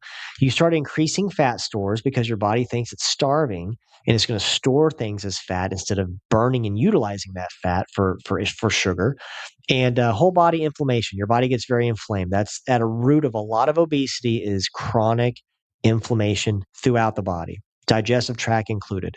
Your body develops resistance to leptin. It doesn't hear that signal. So the signal gets disrupted, even though you got an abundance of stored fat and leptin, the signal to your brain gets disrupted. So even though you got enough, your brain's not knowing that. And then you continue to overeat. The brain senses low leptin levels, leading to food cravings and overeating. Even though you increase calorie intake, you're continually hungry, which leads to continued weight gain. And as you gain more fat mass, the number of fat cells increase, as do leptin levels. That's nuts, right? So it's a vicious cycle. So that's why when we're talking about there's going to be a component to eating on this core 30 challenge that you're actually just not eating. You're fasting intermittently. So this is something that's very important because your body, especially with hormones, hormones can get a lot more back in balance, especially insulin and leptin, if you fast. So if you, I know it's kind of hard to see this one. Hopefully, you guys see this a little bit better if you have a bigger TV. But up here on the top right, the benefits of intermittent fasting. Um, your hunger hormone, which is ghrelin, that's like when your stomach growls, it's ghrelin that's stimulated from cortisol. That actually reduces and you become more sensitive to what we want, leptin and insulin. So your brain will hear leptin and insulin more and telling your brain that, hey, I've had enough food, I'm full. So it's a way to balance the hormones pretty quick is to start intermittent fasting. Now, this isn't something like I'm saying fasting, you're not eating for like 5 days. That's not this. This is just there's a little bit of fasting each day. So there's going to be a time window that you eat. There's a time window that you don't eat. You just hydrate and maybe electrolytes. You're not eating any type of food. And you're letting your intestinal tract heal. You're letting your insulin levels and your leptin levels get more sensitive and heal. Your body does a lot of healing when you fast. So it's good to fast. And here's the thing, if you've never fasted, you really have. You might not have realized it. But when you go to sleep, you're fasting, you're not eating. So every one of us fasts every night when we sleep. But if you are the person that gets up a lot and eats during the night, I'm going to watch out for you. I'm going to watch out for you. But if you're doing that, your hormones are out of balance. So let me start off with the easiest fast you can do. It's a 12-hour fast. So this one I think is a great starter for people and it's not a whole lot of change from what you're already doing. Number one would be timing is just as important of what you eat as the time that you eat it. For instance, you should not really eat anything after 7 p.m. You just should. Nothing really good happens to that. Your body doesn't digest very well. If you're eating at 9, you're going to bed at 10, you're gonna be waking up a few times during the night, because your body's trying to digest all that. If you're done before 7, I think that's a good starting point. If you go to bed at 9 or 10, you've at least digested that food, your sleep will be better. This absolutely affects your sleep quality, your REM cycle sleep. This affects how many times you wake up. This affects how many times you get up to go to the bathroom. Is the timing that you're done eating for the day. So be done by 7. If you can get it done earlier, that's even better. The sleep studies show that. And then go from 7 p.m. to 7 a.m. without eating anything. So if you get up at 5, you're not eating, you can hydrate, have electrolytes, but you're not eating any food until actual 7 o'clock happens. So you got a 12-hour eating window, 12-hour fasting window. That is an easy one to do. I promise you, if you've never done it, that's an easy one to do. You watch how much better your sleep gets when you eat for 7. That's awesome. So for some of you that do the late night snacking, this will be a challenge at first, but you'll just feel better. You'll want to do it better. Plus, what you're eating will matter if you feel full. So if you eat a lot of carbs at night, you're gonna be getting up and starving because your body is the sugars dropped and all that. But if you eat like eggs or like a steak at 6 or 7, like you're good. You can go all the way till the morning. You might not even want to eat at 7 because it takes a while to break that down. You have healthy fat, healthy protein, and your body is actually full. People don't know what being full feels like. It's not being gorged and stuff. It's just being full. Like, man, I don't really feel like eating anything. That's kind of what people are missing out of. So the fasting window is good. If you want to get really good at this, you can shorten the window that you eat. So you can go from a 12-hour fast, maybe a 14 or 16-hour fasting window. So you eat at 12, lunch is your first meal, and then you eat from lunch to 7. And then you don't eat from 7 p.m. to noon. You can do that. But to start with the easier one first. And thank goodness, we have a new food pyramid if you haven't paid attention to the news, those of you that watch the news. This is something that, oh my gosh, should have happened, years ago. We were never meant to eat like the old food pyramid where it's 8 helpings of flipping grains. That's the base you should do a day. Like, what do they fatten cows up with? Grain. If you have grain-fed cows, the reason they're fed grain is to fatten them up. So why in the world would we want to eat like a cow? We don't. Why do you think I'm gonna tell you a little fun stuff. You should look into this because it's very, very interesting. This is where you're gonna go down a rabbit hole with the food pyramid. Go look at where the food pyramid came from. I'll give you a little hint. Look up Dr. Kellogg and Dr. Graham.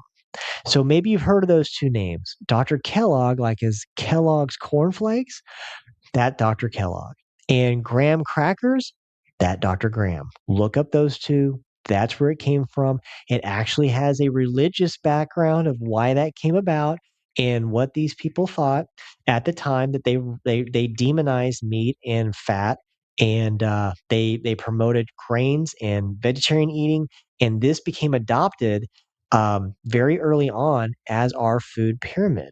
And I'm gonna tell you something, it is the worst thing we could do is feeding us all these grains. It is just and beans and oh my gosh, like our bowels hate this stuff. It creates inflammation. It turns into sugar very fast.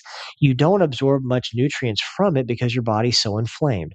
So what we want to do is flip it upside down essentially, and we want to limit those grains entirely. We want to increase healthy protein and fat. That's just at a nutshell.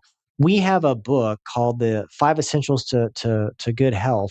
Um, Unlock the Key, and it really focuses on the advanced plan. Now, if you've never heard of the advanced plan, it's essentially there's a lot of similarities between advanced plan and ketogenic eating. What do you do here? Well, it's how you target your eating. You really want to cut out as much sugar and carbohydrates as you can. You eliminate the grains, the sugars, and a lot of fruit, except for your low glycemic fruit like berries or grapefruit, Granny Smith apples, lemons, limes, stuff like that. Because even the healthy grains, the ancient grains, they are like 40 and 50 grams a serving, and that's going to spike your blood sugar faster than you eating chocolate. It really does. Like the wheat bread, that factors heavily into spiking your insulin levels. We don't want to do that. We don't want to put all that sugar in our body. Sugar is really an anti-nutrient. So in the big scheme of things, you are better off stopping the source of that stuff and letting the inside of your body actually heal up.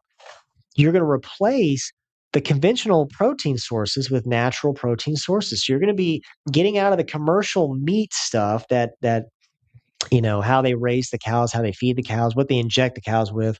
You're getting more like grass-fed cows that are out in the sun. They're not in a feedlot.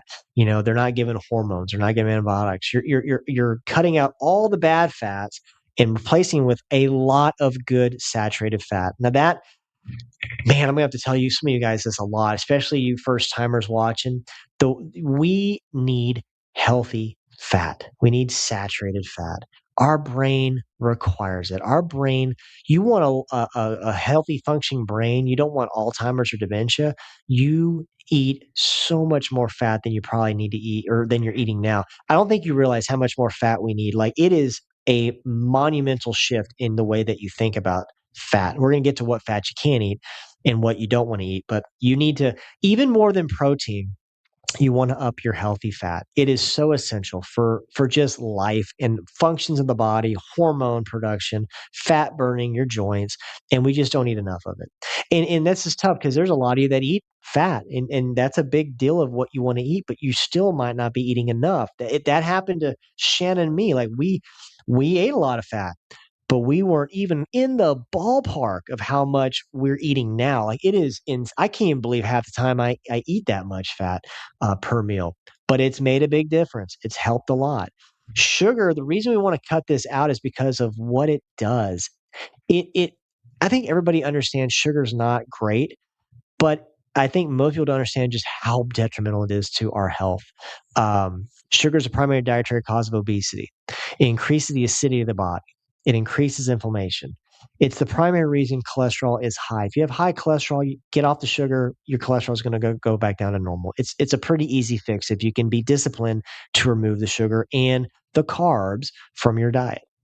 Hormonal metabolic imbalances, absolutely. Fast track to diabetes, it's a known toxin, it's an anti-nutrient, it leads to heart disease, it promotes. Matter of fact, cancer feeds off of sugar more than any other nutrient. That's why if you look at like PET scans, how they determine if cancer spread through the body, there's sugar in that PET scan. Like it will go to where the sugar is in the body. One of the best things, or one of the first things, if you are dealing with cancer, you've been diagnosed, somebody's been diagnosed, is to have them totally go ketogenic, maybe even carnivore right off the bat, cut out all the carbs and sugar. And it's an extreme step for some of these people because they're not used to that. But when you cut all that out, you're effectively starving tumors, meaning you decrease the metastasis, the spreading of tumors by cutting off its food supply. Look that up. That's a big one. So if sugar is really bad, Dr. Wall, what can we use like as a sweetener? Well, there's things we can use that are natural, right? Now, out of this list, you have honeys, dates, maple syrup, stevia, monk fruit, and erythritol. If it was me, I would stick with that last three in that group. I think that's going to be your better approach because you can kind of have that a little bit more on a consistent basis. Those last three don't spike your blood sugar. Like with erythritol, you can bake with that, similar to sugar, right? A cup to cup. But honey dates and maple syrup, they're good in moderation. So I would not make it a habit of having like dates every day or maple syrup every day because those are going to increase your blood sugar and spike the insulin level some. But compared to just cane sugar, a lot better options are these. Your body at least knows how to handle and break that down. Just you want to limit some of that. You don't want to be doing like maple syrup every single day. Fats, this is a big one too. Give me just 1 second here. With fats, I want to make this as easy as I can for those of you watching. There's good and bad. So we want to use the good fats. We want to lose the bad fats. Now, you can go through this however you want. Take a picture of it if you're watching. But, avocados, eggs, coconut oil, tallow, olive oil, salmon, lamb, grass-fed butter, fatty steak. Um, That's the stuff that you want to be eating every meal, essentially, because you're getting loaded fat. And a lot of this has a lot of protein with it too, but you're getting that healthy fat. Your body is craving this. Your body's like, bring it into my cells, bring it into my, digestive tract, bring it into my heart, bring it into my muscles. Your body loves that. You lose these bad fats, margarine, french fries, donuts, cookies, pastries, crackers, processed meats, canola oil, hydrogenated oils. Let me just make this really easy on the oils. Look over to the left: avocado oil, coconut oil, olive oil, tallow, that's animal fat, and then grass-fed butter. Cook with those, eat those, nothing else, just those oils. Cook with them. If you don't like cooking with avocado or coconut oil, I encourage you to cook with tallow. It is what I cook with. It is amazing, amazing, loaded, and they don't denature. They don't turn rancid when you heat them up. But the bad fats do. Any seed oils. So anything I didn't say on this good fat is an oil you don't want to cook with or consume. And in these pastries, these crackers, these box foods, they're loaded with these bad fats. That's half the problem. We're consuming a lot of these inflammatory, rancid oils. They're seed oils, and they just destroy the insides of our body. They create a lot of free radicals and a lot of inflammation. Those good fats, they're anti inflammatory. And it's confusing. I get it. It's tough because we get lied to by food companies all the time. That's why, at least, it is not anywhere near what I want. I want to like go take a freaking, blowtorch to Health and Human Services, the FDA. I mean, I think we just burn it all down, in my opinion. But I will say this has been a problem no matter who is president, no matter what political spectrum you want to get into with your beliefs, that's great. But they've both have sucked with this for decades. They both have been bought and paid for by food and drug companies and ag chemical companies to poison our food. So I don't care what we're talking about. If we can get a little bit in it, there is finally a little bit of stuff being done to clean up the food, but it's nowhere near where it needs to be. But for the love of the Lord, thank goodness that something is getting done. This is big. Look at this. This is how these they're evil genius. They put like on the mayo. This is olive oil mayonnaise dressing from Hellman's. The first ingredient, water. Okay, good. Second ingredient, olive oil. Great.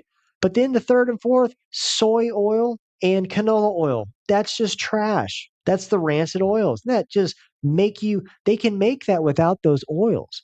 They're cheap oils. That's why they put it in there. And then you have the Kraft avocado oil mayo. That sounds pretty good, right? Water, vinegar, awesome. Avocado oil, great. But then you got, again, canola and soybean oil. Plus, a lot of other chemicals in it. It's just, they're evil. They're evil companies. So we got a really good book that kind of dives into this in recipes, how to make foods you already eat, but make them in a much healthier way. I'm going to show you the book here in just a second. But protein is also big. And this is something, it might be kind of hard to see on the slide, but I kind of highlighted it here. Um, the RDA, the recommended daily allowance for protein as we age, it is not even close. It's not adequate enough. We need to consume a lot more protein. So this is going to be a big thing for your aging process, for how well you age, for how well you handle your muscle fitness, your digestive tract. Like, you need a lot of protein. For instance, with the digestive tract, if you're eating a lot, you want a lot of protein that contains a lot of L-glutamine in it. Eggs and grass-fed beef are the highest food groups that have L-glutamine. It's gut healing. It actually heals the lining of your gut. We need to increase that, not decrease it, right? It helps with their exercise as we age. It helps with their DNA repair because protein helps with DNA repair. Um, Good for our muscles, good for our hormones, the fat, especially protein. We need it for the hormones, ladies. It's just something that doesn't happen a lot when we get off of our designed eating plan. So something that I say is really big is is we start adding some good things that are more food than not. So this is going to be something that's going to be a lot more food than supplement. This is our bone broth pure path protein powder. Um, this is intelligent metabolism support. It supports your whole body. The reason that I like our Pure Path line. There's several reasons. One of them is it's not organic; it's regenerative organic. It's another level higher than organic. So a lot of people think organic's the best. No, it's not. Regenerative organic is the best. What does that mean, Dr. Wall? It means that the protein that's sourced from these cows, they graze on plants in hay that's regeneratively farmed, meaning it's not just farmed. They have a season of rest of the soil. They put a lot of nutrients into the dirt, right? A lot of humic acid and fulvic acid into the dirt to enrich the vitamins and the minerals. So the plants that grow, they're more nutrient dense, and the cows that eat them, they get more nutrients, just like we get more nutrients from eating organic food. They're a healthier cow, and then you source the protein from the cow, you get healthier protein from that cow. Plus, this is bone broth protein. This is isolated from bone marrow. This isn't whey protein. I love whey, but not everybody handles whey well. It can cause like some gut issues if you don't break down whey protein very good. Bone broth, you don't have that problem because bone broth is essentially gut friendly. It's hypo allergenic. If you ever had like gut issues, one of the old remedies, it's an ancient remedy, is just to have bone broth, and it calms your colon down because it reduces inflammation in your gut. So this bone broth protein does just that. But because it's being sourced from bone marrow, you're getting a lot of ligament benefit, joint benefit, tendon benefit, and muscle benefit. What I like about this is that's all it is. It's all source. All the cows are organically raised. They're free grazing. They're not in a pen. They're not in a feedlot.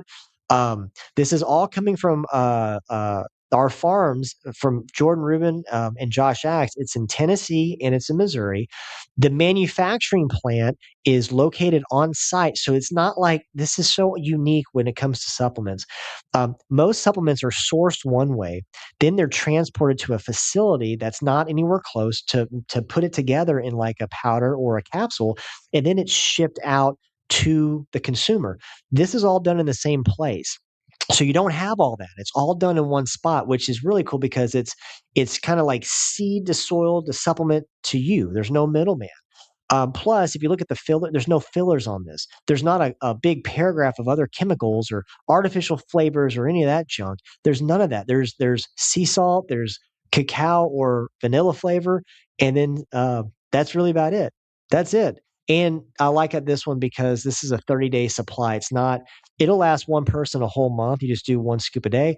But a lot of proteins, even some of the good ones, they're like, you go to Whole Foods, there's 16 servings, 18 servings. They're not a full month. So that's why I really like this is a good way to start your metabolism in the morning.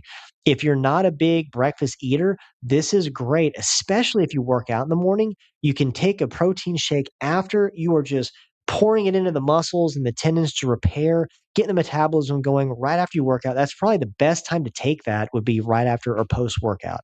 Some other suggestions, you're going to notice that this is fat and protein. We want to start our day off with fat and protein. Like, I promise you, you're going to love me in a couple of weeks of doing this. If you guys don't usually eat this way, you're going to love me. It is the best. Like, I'm telling you, it is the best way to do it. But you can do a protein smoothie. You can jazz it up. I mean, some people just do it mixed with water, but a lot of people they'll do like coconut milk, little berries, and a scoop of powder, blend it up. It's like a healthy milkshake. Um, Eggs are great source of protein. Matter of fact, every eggs the yolk has every vitamin and mineral you really need. Just I think minus vitamin C. There's not a ton there, but everything else is essential in an egg. Like it really is incredible on all the nutrients that you get. Some people they're a little bit allergic to the egg white. So if you just take the yolk out and eat the yolk, most people that have the allergy do fine with the yolk. It's the egg white what people get kind of allergic to. Avocado, you can add it to your eggs. You can add it to a smoothie. You can add it to you can eat it alone if you want. Good fat there. Turkey bacon as well. This is something that I want to share. This is what my wife has been doing for the last year. It's the fat latte. Those of you that are coffee drinkers, I am not one of you. I don't drink coffee at all. I hate coffee. I hate the way it tastes. I love the way it smells, but I'm just not a coffee drinker. Plus, I can't handle the caffeine like at all. Um, so something that my wife does because we had friends of ours that are patients that been doing carnivore that introduced us to this, and we thought they were nuts. We're like, there's no way. Like, as much as I love, raw food, like I just don't want to have a raw egg. But they're like, just try it. I promise you, you'll change your mind. So we did, and so what the way that and it's amazing. Like I don't like coffee. This tastes more like a milkshake to me. It's so creamy. There's no bitterness. It takes all the bitterness out of coffee. But how my wife makes it, because I like the way we use decaf coffee, so it's organic decaf. We have it in a Keurig, so we have a little K pod that we put it in.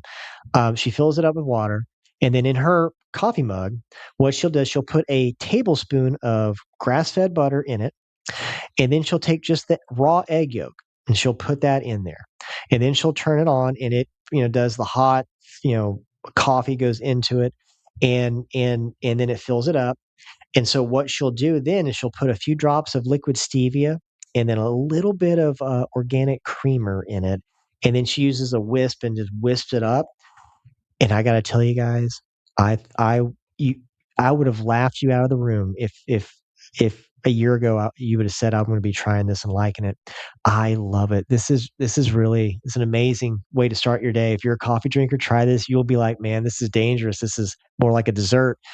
It's amazing. Plus, you're getting a lot of protein and a lot of fat. Start your day. It's great. Trust me, try it once.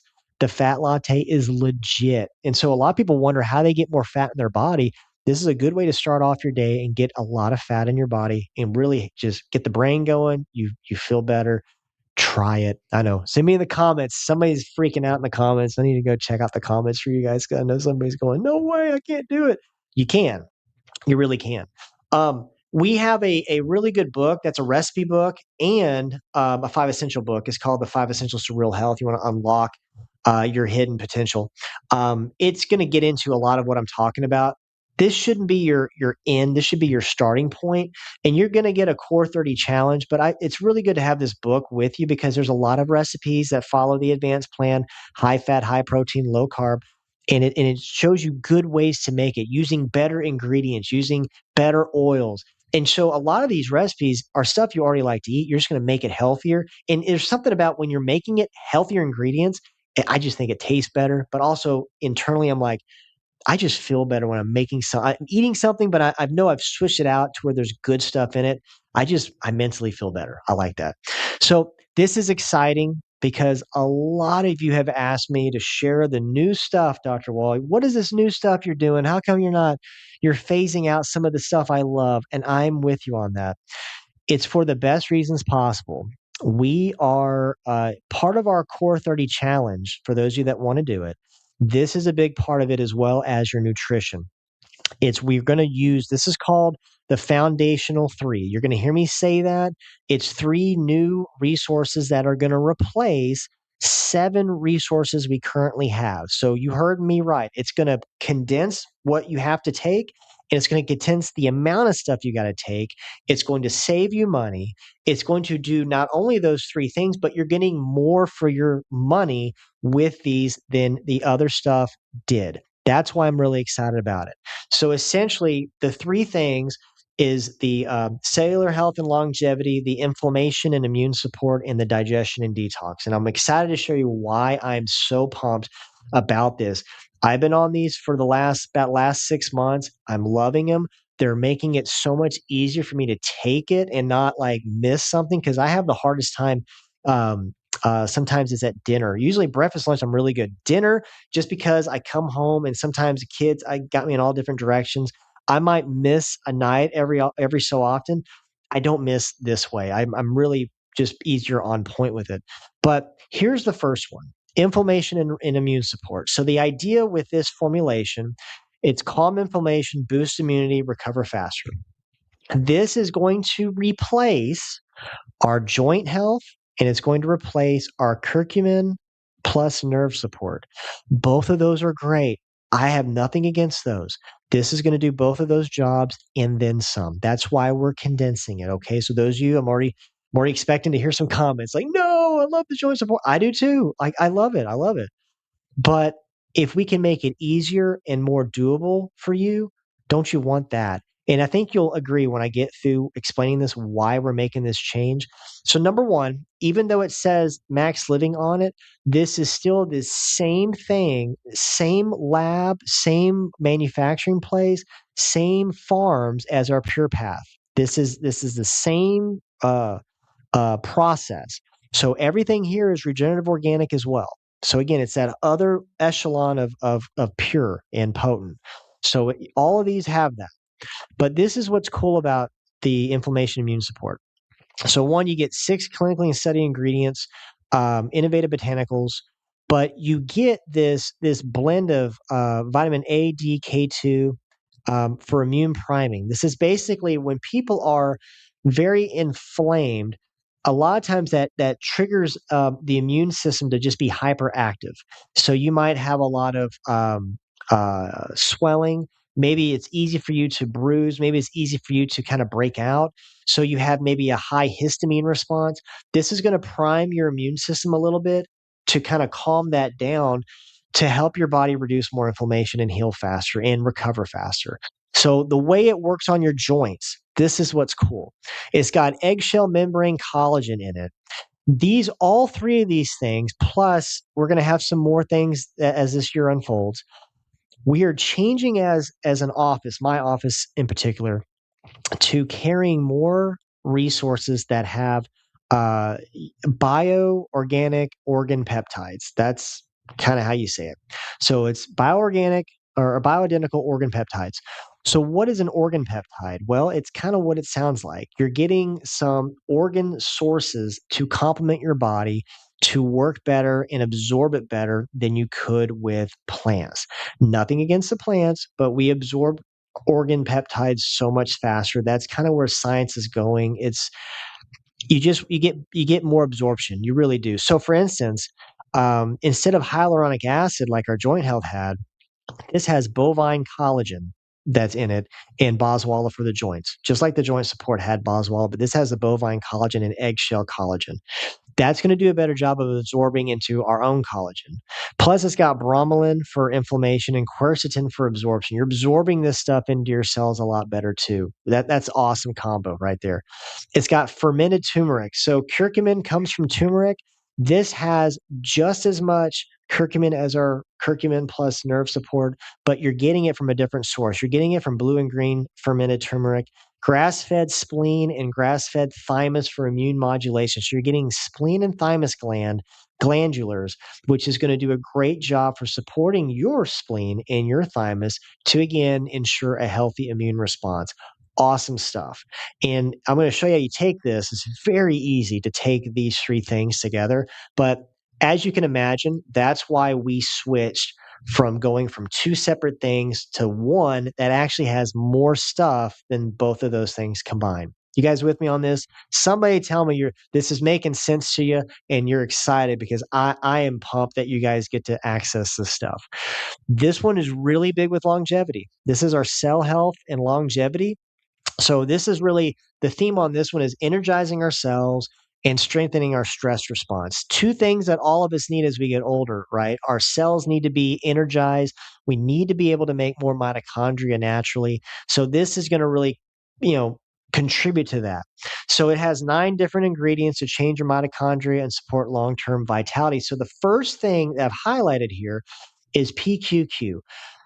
Don't get me to try to say this word. If you look it up, you'll see why I can't pronounce it very good. But it's essentially kind of like a sister to CoQ10. So they both do different effects. While CoQ10 does a really good job oxygenating cells in the body, PQQ works inside your cell and it helps your cells produce new mitochondria. So mitochondria genesis is what they call it. You're making more mitochondria. That is the energy, factory of our cells.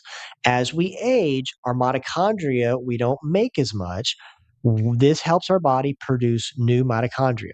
Melanestra, that's the SOD, superoxide dismutase. That's a powerful antioxidant. A lot of B vitamins are in this as well for mitochondrial energy. So big on energy from that standpoint. For the stress response, this has a lot of ashwagandha and rhodiola for stress and adrenal balance. This has more than when we had Max Fit.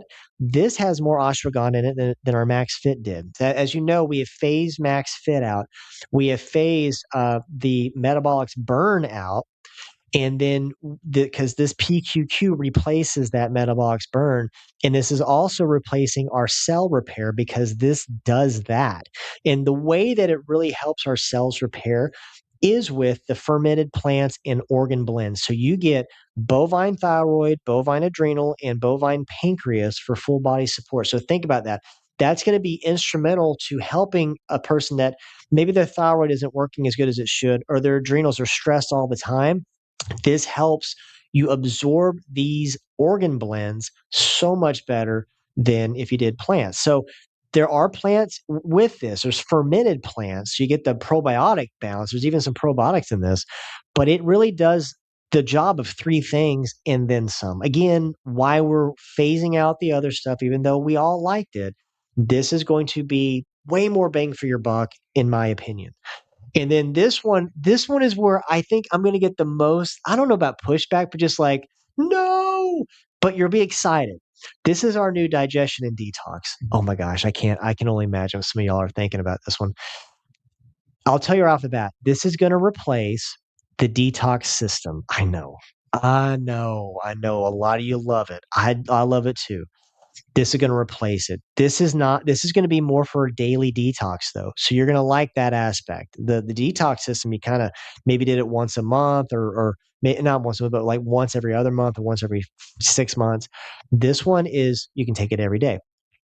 This is also going to replace the microbiome support. I know that's a big one. That is like a favorite of most of you. It's going to replace it, and it's going to also replace not fully. We're going to still carry GI replace the enzymes. This adds a lot of enzymes in it too. It just doesn't have quite as much as the GI replace. Some people need more, so I'm going to keep that one. But this one is going to have a lot of, it's going to have that function. So it does three things, which is awesome. Now, this is a complete gut health formula with humic acid. So we're talking about how you put more nutrients in the soil. Humic acid is good for your gut healing, like the lining of your intestinal tract heals with humic acid. I've taken this in another product called Restore. This stuff is awesome. It has enzymes, probiotics, targeted organ support. It has not only the microbiome support, only had Saccharomyces boulardii, which was spore-based probiotics. It had nothing else in there. This has the same amount of that in this, plus Bacillus subtilis and Bacillus coagulans for microbiome balance. So you get 3 times as much probiotics in this than you did in the microbiome support. That's why we changed it. This also for the detox system aspect, this contains bovine liver, bovine kidney, again, grass fed bovine liver, grass fed kidney, grass fed gallbladder, and grass fed stomach for phase one and phase two detox pathways. It's going to open it up easier than taking milk thistle and psyllium husk and activated carbon. This will do a better job because, again, even though we're not animals, we're more like with organ than we are with like a plant. We're more in line with that. Our DNA, accepts that better. Our cells will take that in better. And it's got the 10 different. It's got the same type of enzymes as the GI replace. Not quite as potent, but it still has them in there for optimal absorption. So this one is a big, big one. Like I said, I think you guys are going to be pumped up hearing about that. I really do. So here's how you take them. This is the other reason I just found that with my life, it's so easy to take. 3 capsules, 3 times a day, no guesswork, no hassle. You take 1 capsule of each at breakfast, 1 capsule of each at lunch, 1 capsule of each at dinner. This makes things, it frees up a lot of thinking for you as a patient. You don't have to take stuff 30 minutes before you eat or right before you go to bed. Take it right before you eat breakfast, right before you eat lunch, right before you eat dinner. You're golden. That's how easy this thing works. And so I think from that aspect, you're going to love this. It's made things so much simpler for my life, and I don't miss. So this is what's really cool about it, is I just don't miss it. So easy way to do it. If you want to order this, because I know a lot of you were waiting for me to explain this, and text Destiny. You got the ticker going down on the bottom of the screen. text our number. If you already have your order form, maybe you didn't turn the order form in, just take a picture of it and text it to Destiny. That helps her so much. She can read it, get it all ready and ready to go. You can pick it up in your bag Tuesday. Matter of fact, if you, regardless if you're a patient or guest, whatever you order, it'll be ready Tuesday. Just swing by the office on Tuesday and get it. Don't wait like a week or 2 weeks if you're on our maintenance program. Don't wait 2 weeks to get it. Get it now. Start taking it now. Start doing the Core 30 challenge now. Don't wait a week. Like do it now. Like I promise you, you're gonna want to get on this stuff right away. But that's how easy it is. And I kind of want to start to close this a little bit with, you know, I think with what we want, sometimes not only the biggest setback is the person talking inside our head to us saying that we maybe can't do something or we can't attain something just due to, it could be a variety of reasons. It could be due to our race, it could be due to our gender, it could be due to, you know, maybe how you were brought up. And I'm a big believer at not believing any of that, right? Like there's no limits to you to getting what you want out of your health. It's sometimes being naive is better than knowing a lot, because sometimes we start to question our thoughts. If you've been into nutrition a lot, sometimes you question it a little bit more than somebody that's never really thought about nutrition. They're just like, I'm just going to do what you're telling me. I'm just going to do it. And I like to call it, you know, just do it, you know, just ignorant. You just do it like I'm supposed to do it and not ask questions, and just you'll typically get a better result that way. So in a nutshell, I've talked about Cliff Young a lot. If you might wonder who's this old timer who's in the looks like a farmer. It's because he was a farmer, Cliff Young. He recently passed. Back in the 80s and early 90s, endurance sports were really taken off. Well, in Australia, this is just a crazy story. You got to watch the YouTube. Like they have a documentary on this guy because it is that amazing. They need to make a movie on him. Back in like the turn of the 80s, early 90s, they had this big race. They still have it in Australia. It's a 600-mile run endurance race, not 600 miles. It blows me away. And the world record for them completing this was over 6 days it took to complete this race. It's all across Australia. And so only the fittest athletes show up to this. And they've had like years of endurance training. I mean, just to tackle a 600-mile race, I don't know if you understand how insanely hard that is and how much training goes into one of those. Well, all of a sudden, this one race, this guy shows up. His name is Cliff Young. He just shows up. And all the other racers, they're all in their like Nike and Puma. They're all, decked out in their race gear. They got their vests on, they got the camelbacks on and stuff. Cliff shows up like this, exactly like that, right? Just with like a little farmer's hat on to block the sun rays. He's got fleece on. He's got some pants. He's got some boots and overalls. And they're kind of like, well, not a lot of people sign up for this. There's like 30 people. It's not like 1,000, like a marathon. It's like only these elite people are doing it. And they're looking at him like, hey, what you doing here? And Cliff's like, well, I want to enter the race. I want to join up. He goes, I want to do this. I've always wanted to do an endurance race. And they're like, whoa, wait a second. You're going to die if you do this. Have you ever done one of these things? He's like, no, I've never done a race in my life. And they're like, have you ever trained for this? He goes, well, no, but like I have a farm and I have a lot of sheep and they run off in all times. And there'll be like, 48 hours. I'm just out running around trying to find my lost sheep and bring them back. And he goes, so I stay awake. I run the whole time. He goes, so I feel like I got the endurance to do one of these things. And they're just like, okay, here's a waiver. If you die during this, you can't like sue us. Cause like we honestly think that either you're going to die or you're just going to quit. So we just don't want to be held accountable for this. And so he, fills all that out and he starts. So they can line up for this thing, and the gun goes off, and all these elite athletes they just start taking off. And then Cliff, it's hard to show you this, but if you watch the documentary, he's just doing the Cliff Young shuffle. He's just shuffling along. So these guys are getting way ahead of him. Well, nobody ever told Cliff that how you're supposed to train for these or run these races was that these athletes, they'll run for like 18 hours and then they stop and then they sleep for 6. Then they get up and start running again because they obviously want to rest. Nobody told Cliff this. So when these elite athletes were resting for 6 hours, along came Cliff just doing his shuffle, and he passed them. And then they got up and ran again, and they slept. And they were wondering, how's this guy? He's always in front of us. How is he passing us? It's because Cliff never stopped. He never rested. He never went to sleep. All he did was just run because he didn't know any better. And he's used to being up for days at a time chasing these sheep in his farm. So this guy not only completes it, he breaks the world record by 6 hours. So he does it in like 5.5 days.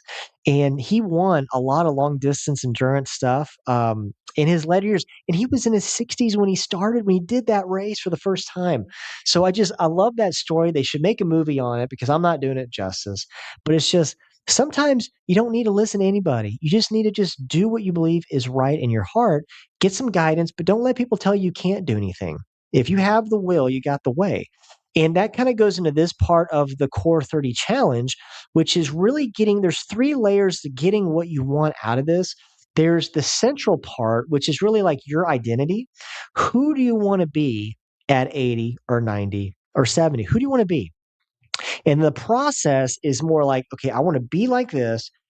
This is what I got to do to achieve that outcome. That's that last layer. The outcome is going to come, but you got to change the way you think, the way you identify as far as like how you want to be. Maybe these are some bad beliefs about how you did nutrition growing up or exercise, or maybe what your parents told you, or people you thought highly of, maybe, told you would never amount to anything with your weight or whatever it is health wise. Change that thought process. That's the inner core thing. If you can change that, the processes and the outcomes are going to happen. That's really what separates people that quit a New Year's resolution or people that radically change their life in a year and they don't stop. Even when they have some setbacks, don't stop because you are more powerful than you realize. Now, we have this challenge, and I encourage you all to do this. It's free. If you're watching in our YouTube channel, it's in the comment section is the link. For those of you on Facebook, give me just a second. Everybody in Facebook, I'm going to comment here in Facebook because I want to put this in here. Let me put that in there. Yeah, that's it. So let me comment. I'm going to do this in the Facebook chat as well. Did it pop up? Come on. Okay, I just put it in the Facebook. So whatever comment you're in, you have the link to this. So it's going to take you to a PDF. And in that PDF, it's going to have it's 50 pages. That's why I'm giving it to you in a PDF. You can print it off at the house or you can keep it on your phone. It's whatever, it's easier. But this is going to give you your first 30 days of this challenge, everything you need.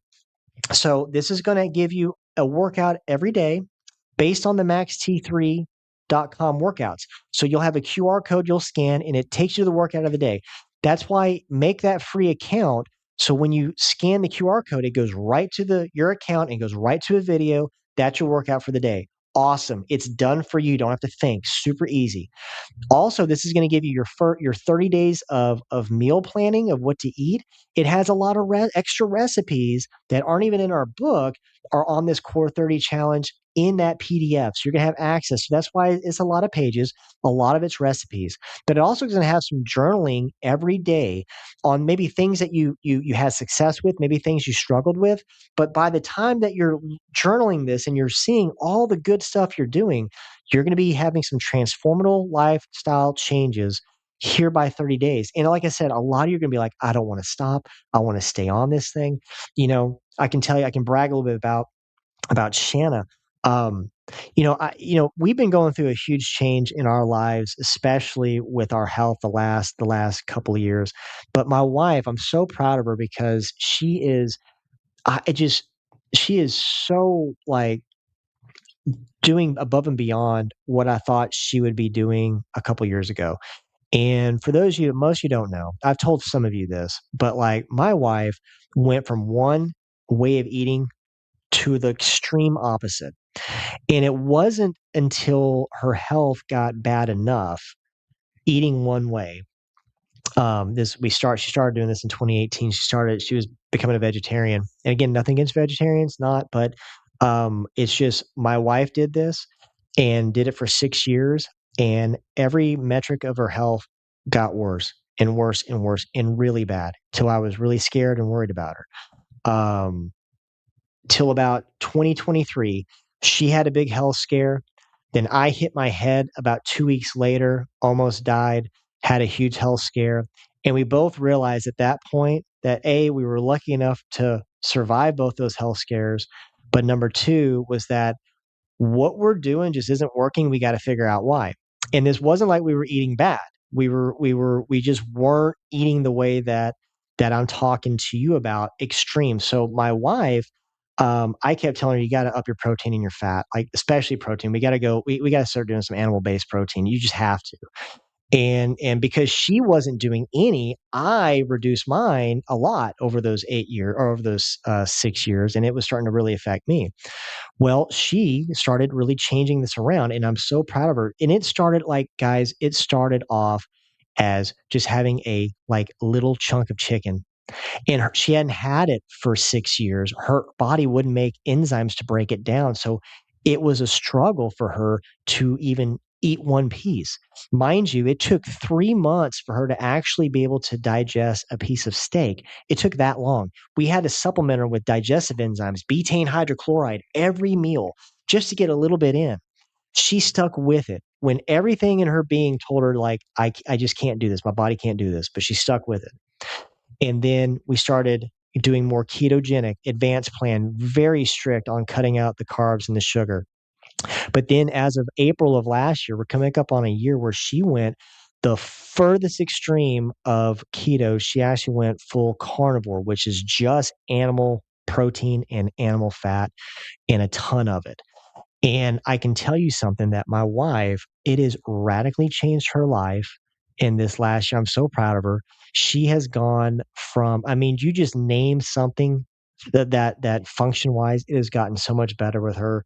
I mean, her inflammation is so much better. She's now active and out, and we going on a lot of hikes and walks now, when before she was so inflamed, she would do it and then like the next day would be just miserable, very inflamed, knees hurting, joints hurting. Um, and I'm just so proud of her. So she made this huge lifestyle change, and it didn't happen overnight. But every metric, she's down like 4 pant sizes. She looks amazing. She looks, younger than she did 2 years ago. She looks so much better. She is not having the anemia or the iron problems that she was having before. Her hormones have gotten drastically better. Her cycles have gotten better. It's amazing. Like, it's totally like, and I can go on and on with what has changed with her, but it took that moment of, I'm freaking doing this and there's nothing that's going to stop me. No matter if the first couple of months aren't much fun, I'm freaking doing it because I can't keep living like I'm living. And she did so well. It inspired me to start doing it for the last few months myself, and it's just been very life changing for us. Um, but you got to start with a choice. Start with the choice. Do the core 30. It's there for you, guys. People spend thousands of dollars on going to 5 different specialists for this stuff. I'm not kidding. We're giving you thousands of dollars of free stuff right here. Take advantage of it and do it. You guys just don't understand how much going to all these specialists at cost. It's absurd. So do this stuff. Email me with questions. That's what this thing's all about. Ask me questions. We're about to do our Q&A, but if I could sum up this whole class in one slide, this would kind of be it. Um, Choose your chair at 70 or 80. Which chair do you want to be in? Everybody wants to be in that chair on the right. I already know. You want to be there. I want to be there. But what are we got to do now to put us in that position in 20 years? What do we have to do? Some of you watching, it's a big change. I know, I get it. But you're not alone in this. You have a great network of Dr. Carter, myself, you have Destiny. You know we're going to help you every way we can with this. Ask us questions. You know you're going to get the best response from us, and we're going to be your cheerleaders throughout all of this.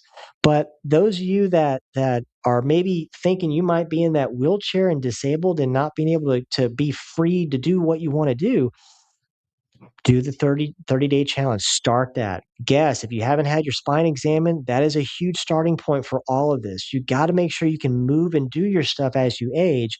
That's vital.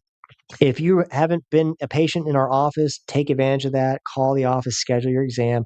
Patients, if you're watching this and you're like, man, my kids need this, or my husband or my spouse, my wife needs it, my parents need this, let Destiny know. We will honor this for whoever you're thinking about. That's what this is all about. Matter of fact, I kind of think forward. Who do you want on that beach with you in that chair? You don't want to be alone in that chair. You want your spouse there with you. Number one, you want your kids and grandkids there with you, but you probably want your friends from church and your friends at work there with you too. And you all know people that are really close to you, but they're really far from health. This is an event that we're going to have in a couple of weeks. It's our spring break. So that means most people are going to have some time off. It's March 17th to March 20th is a full week. It's our friends and family week. So on that week, think about this. Think about the people you want to get into this. If they donate to Safe Haven, this is a domestic violence shelter. We do a full exam and x-rays, and it's complimentary for people that do the donation. So it's a great way to check your family, your friends, your kids, all that stuff. That's what it's all about, because people don't know what you just heard. And if we don't tell them, they're going to continue down that path of bad health. And you know what the outcome is. It doesn't need to be that way. So I'm going to leave that up a little bit. I'm going to actually do some Q&A here. Excited about this. I'm going to look through the comments here. We have quite a bit of comments, so bear with me. If you have questions, ask me a question in the comments. So go on and scroll a question. There's no bad questions. I want to help everybody that I can.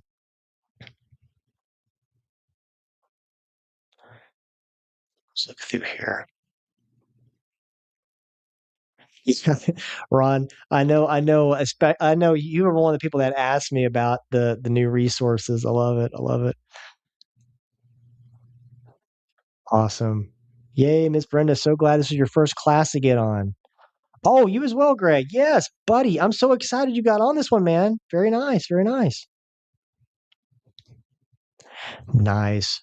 So I got to brag. I was hoping, Ron, you'd mention something, man, because I brag on you quite a bit. So Ron and Betsy, they've been patients for a long time, and when you Ron's 84, he's been just kicking butt, and the guy exercises. Betsy still rides horses and trains them. I mean, it's just like you guys are how I want to be in my 80s. You really are. Like, it's amazing. Oh, okay. Alita has a good question for the HDL info and racial triglycerides. So, um, okay, so you have a couple questions and some good ones. How is salt levels checked? You really want to do what's called an electrolyte test, and that can be taken with your either, I believe so it's your blood work. You can check that, and you see just what your electrolyte status is. I had some functional blood work done in October, and they tested all the electrolytes. Basically, they tested magnesium, potassium, uh, calcium, and sodium, and they were checking levels because at the time I was a little concerned if I was getting too much or not enough. I was just wondering where I was at, but all my levels are really good on electrolytes. I'm kind of at the higher end of normal, but I'm not getting too much. So that was kind of a big thing. And then what type of electrolytes or what types of salt? I would say salt your food with Redmond's mineral salt. That's awesome. You can get that anywhere too. So Redmond's, it's going to have a lot of minerals in it as well. Um, with the electrolytes, so the electrolyte powder that I take every morning and every night, because I sweat a lot. I still do a lot of infrared sauna. I still do a lot of body weight stuff. I don't do heavy weights, but I do like a lot of push-ups and stuff like that, just to kind of keep me in shape. A lot of it so I can still adjust you guys because yeah, I need to keep my strength to do that. But I sweat a lot. I run a lot, so I sweat a lot when I run. But these are things that I just sweat a lot, so I like to put in extra electrolytes. But I use a brand. It's called Relight, RE-LYTE, and those are Redmond's. They use Redmond's mineral salt in their formulation. Plus, you get potassium and magnesium in it, and it actually tastes really good. It's kind of watch out. You might want to have like a lot of this. You don't have too much. You'll have loose stools. So just have a scoop a day in water. But it's awesome. It's very good. It's my favorite. So I like the Relight electrolytes, but Redmond's mineral salt would be my favorite because you get a lot of minerals in there. Now I will say a lot of people, if you're having thyroid issues, definitely do electrolytes, but you're going to probably want to add in some iodine supplementation as well for your thyroid for balance. A lot of us don't eat enough, well, foods that contain iodine. We definitely don't have a lot of seafood here in Texas, but most of the people are iodine deficient, and you need iodine for all your cells, not just your thyroid, but your thyroid gland really needs it. It kind of sucks it up first. So that's going to be big. Now, the HDL to triglyceride ratio, that is a big marker for heart health and risk factors for a heart attack. That's the one that really matters. The total cholesterol really doesn't matter. I mean, at all for what you would think with heart. It doesn't have any link to it. Matter of fact, here's a stat that's shocking. There's more fatal heart attacks that happen with low cholesterol than with high. So there that is.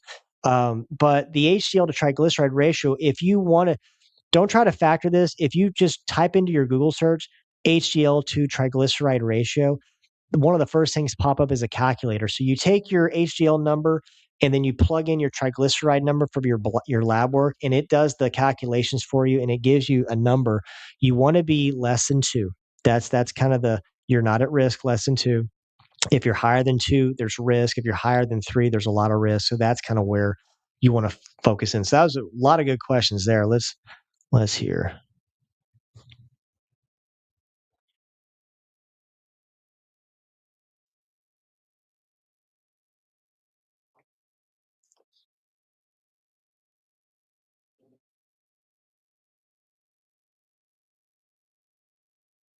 Okay, good. We got some people that are like, "No, I miss the old products." But Cindy, I'm glad you're excited. I am too. It's just going to make things so much easier. It really is. Okay, so here's a good question, Alita. Man, you got some good questions today, girl. So what you do if you do intermittent fasting and only eat 2 meals a day? How would you take those 3 capsules? Okay, so then there's a couple things that I would do because I have done the 3 capsules on not eating until lunch and then take 3 capsules and eat lunch, and I've been fine. Some people might not be fine with that. So I guess what I would do in that situation, I would do 2 capsules of each when you eat your first meal, breaking your fast, and then for your second meal or your dinner, or your last meal, do one of each that way. That'd be the way I would do it. But some people can take this and not be like it's different than taking like omegas or oregano oil or the multivitamins. It's different than those. Those you want to take with something, but these, I mean, I've done several days where I didn't have anything in the morning and took them and was fine. So just kind of do it. If you feel any weirdness taking them on empty stomach, then just double up at lunch and then do just normal at dinner, and you'll be fine. You'll be fine.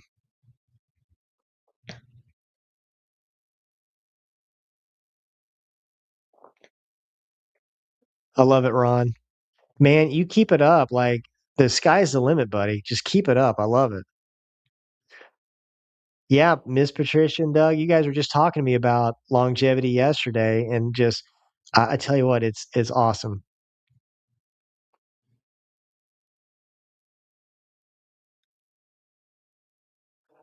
So, good question so she does a surge, and should she do weight training too? Well, some of the surge can compensate for weight training. For instance, if you're doing push-ups, that's a bench press is what that is. So you're getting it's just your own body weight. So you could still get that same weight-bearing effect on your body by just doing push-ups. Just maybe do a little bit more than you could with the weights. I will tell you, just using your own body weight is still weight training. It's just you're doing your own body weight. You're not adding, extra weight. And most people do a lot better when they're doing their own body weight than adding, like a barbell or stuff like that. And a lot of times people can get sore from that. So I would just If she's surging and maybe just add in some tricep stuff, some push-ups, maybe some dips, maybe some planks, full body squats, mountain climbers, like you're getting an upper body workout while you're doing the surge. So there's a lot with that. But if you want to add weight training, you can take the bands and do a full body workout with bands. You can do the biceps, the triceps, you can do the shoulder press, you can do rowing with bands. And I'm telling you, it's a lot easier on the body. And especially, I think a lot of people that are older kind of worry that they're going to be really hurt and miserable by lifting, weight. Well, if you do bands, they have different levels of bands of resistance. Your bands are going to do a great job for you and you will be less sore the next day. I promise, doing the bands, because they're a lot easier to. I do a lot of band stuff because I don't want to be sore for 2 days after lifting weights. So I like to do my own body weight and I like to do a lot of bands. I'll do some light dumbbell stuff as well. But I don't that it's been years since I started doing endurance, like runs and cycling.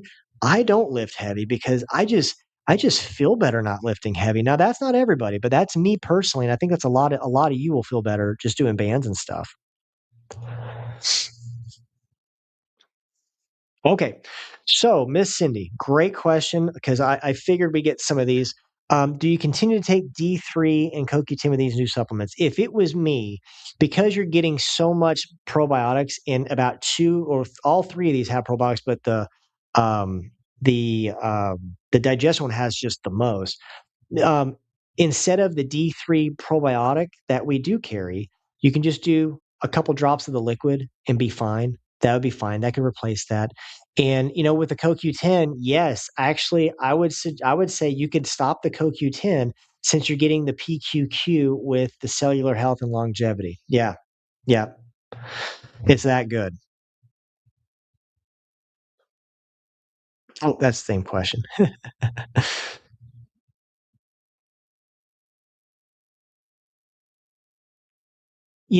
This is a good one, Ron. When it comes to how hard are these on the stomach, not really. Matter of fact, when you take them together, I feel like that does a good job because you get that digestion one in there and it's given a lot of probiotics and a lot of enzymes. So a lot of times when people take if they're not taking enzymes, they just load up on a lot of supplements. It's hard to break those down, and you might have to eat something to not get nauseated. But what I think is really big is um, this has that probiotic and digestive support with it. So you're taking that at each meal. That should be fine as you're taking it. I wouldn't imagine that's going to upset the stomach at all. Matter of fact, these should be very because they have those organ blends, they should be very easy on the stomach. And a lot of these, the digestion one has, the stomach gland in it. It should be pretty good. It should be pretty good. Good question here, Ms. Brenda. How often should we take electrolytes? I think it's good. It kind of depends on how active you are. If you've never taken electrolytes at all, I would start saying obviously up your salt intake on your food. But then if you are active, if you sweat a lot, you probably want to do electrolytes at least once a day. If you start working out and doing this core 30, I would definitely do electrolytes once a day for sure. And that also gets you drinking a lot more water. I mix my one scoop with like 20 ounces of water. So it still tastes really good when I mixed it with 20 ounces. If you mix this with this particular Relight brand, if you mix it with like 8 ounces, it's going to taste very salty. If you mix it with 20 ounces, it just tastes right. It's just great. So just food for thought on that one.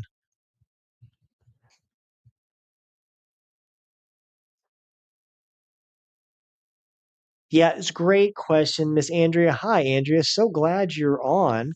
Allergic to iodine. Is there a replacement that I can use to make sure I don't continue to have the iodine deficiency? This is a question.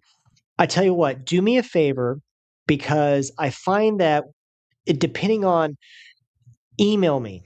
Okay, email me. I'll put my email. Let me put my email address down in here. Let's put it to everybody. Um, yeah. Okay. Got my emails in the comments.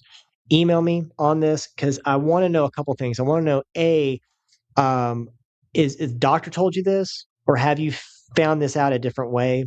What type of iodine supplement have you done any iodine supplementation? And what are foods that you eat that give you that allergic response? Because iodine is essential for all our cells, so that's it's sometimes it's the form of the iodine or how you pair it, how you take it. Um, that I wanna know before I give you that answer. That's a great question, and I'm gonna answer that. Just email me kinda how you found out about this and what you take, 'cause we can get around that some, but at the same time, it might be the form of iodine, because not all iodine is made well. There's some things that maybe we can help you with to where you can take it's kinda like if somebody that has, they can't digest, lactate or lactose, and so they can't have, you know, processed milk or pasteurized milk.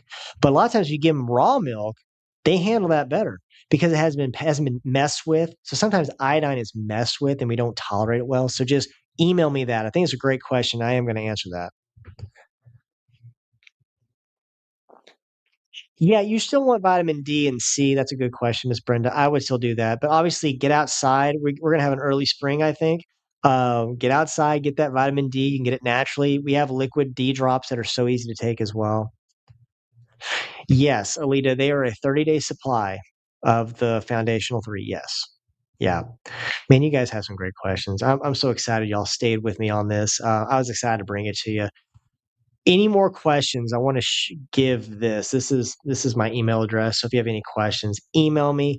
If you have any questions about what this is. I wanna know how you're doing as well, so when you're doing the 30-day challenge, it's in both comments, Facebook or YouTube. Look at it, download it, save it on your phone or your laptop, and then let me know how you're doing with it. I would really appreciate that. I wanna know your wins, things you're struggling with. Let's get through this together. Let's have an amazing 30 days and a jumpstart to our 26 or 2026 year, right? Love all you guys. Don't let this be your last class. Get on as many as you can. Bring others, invite other people. They need to hear this stuff too. As you know, man, this could transform lives. So I hope it transforms yours. Love you guys. Have a good Saturday.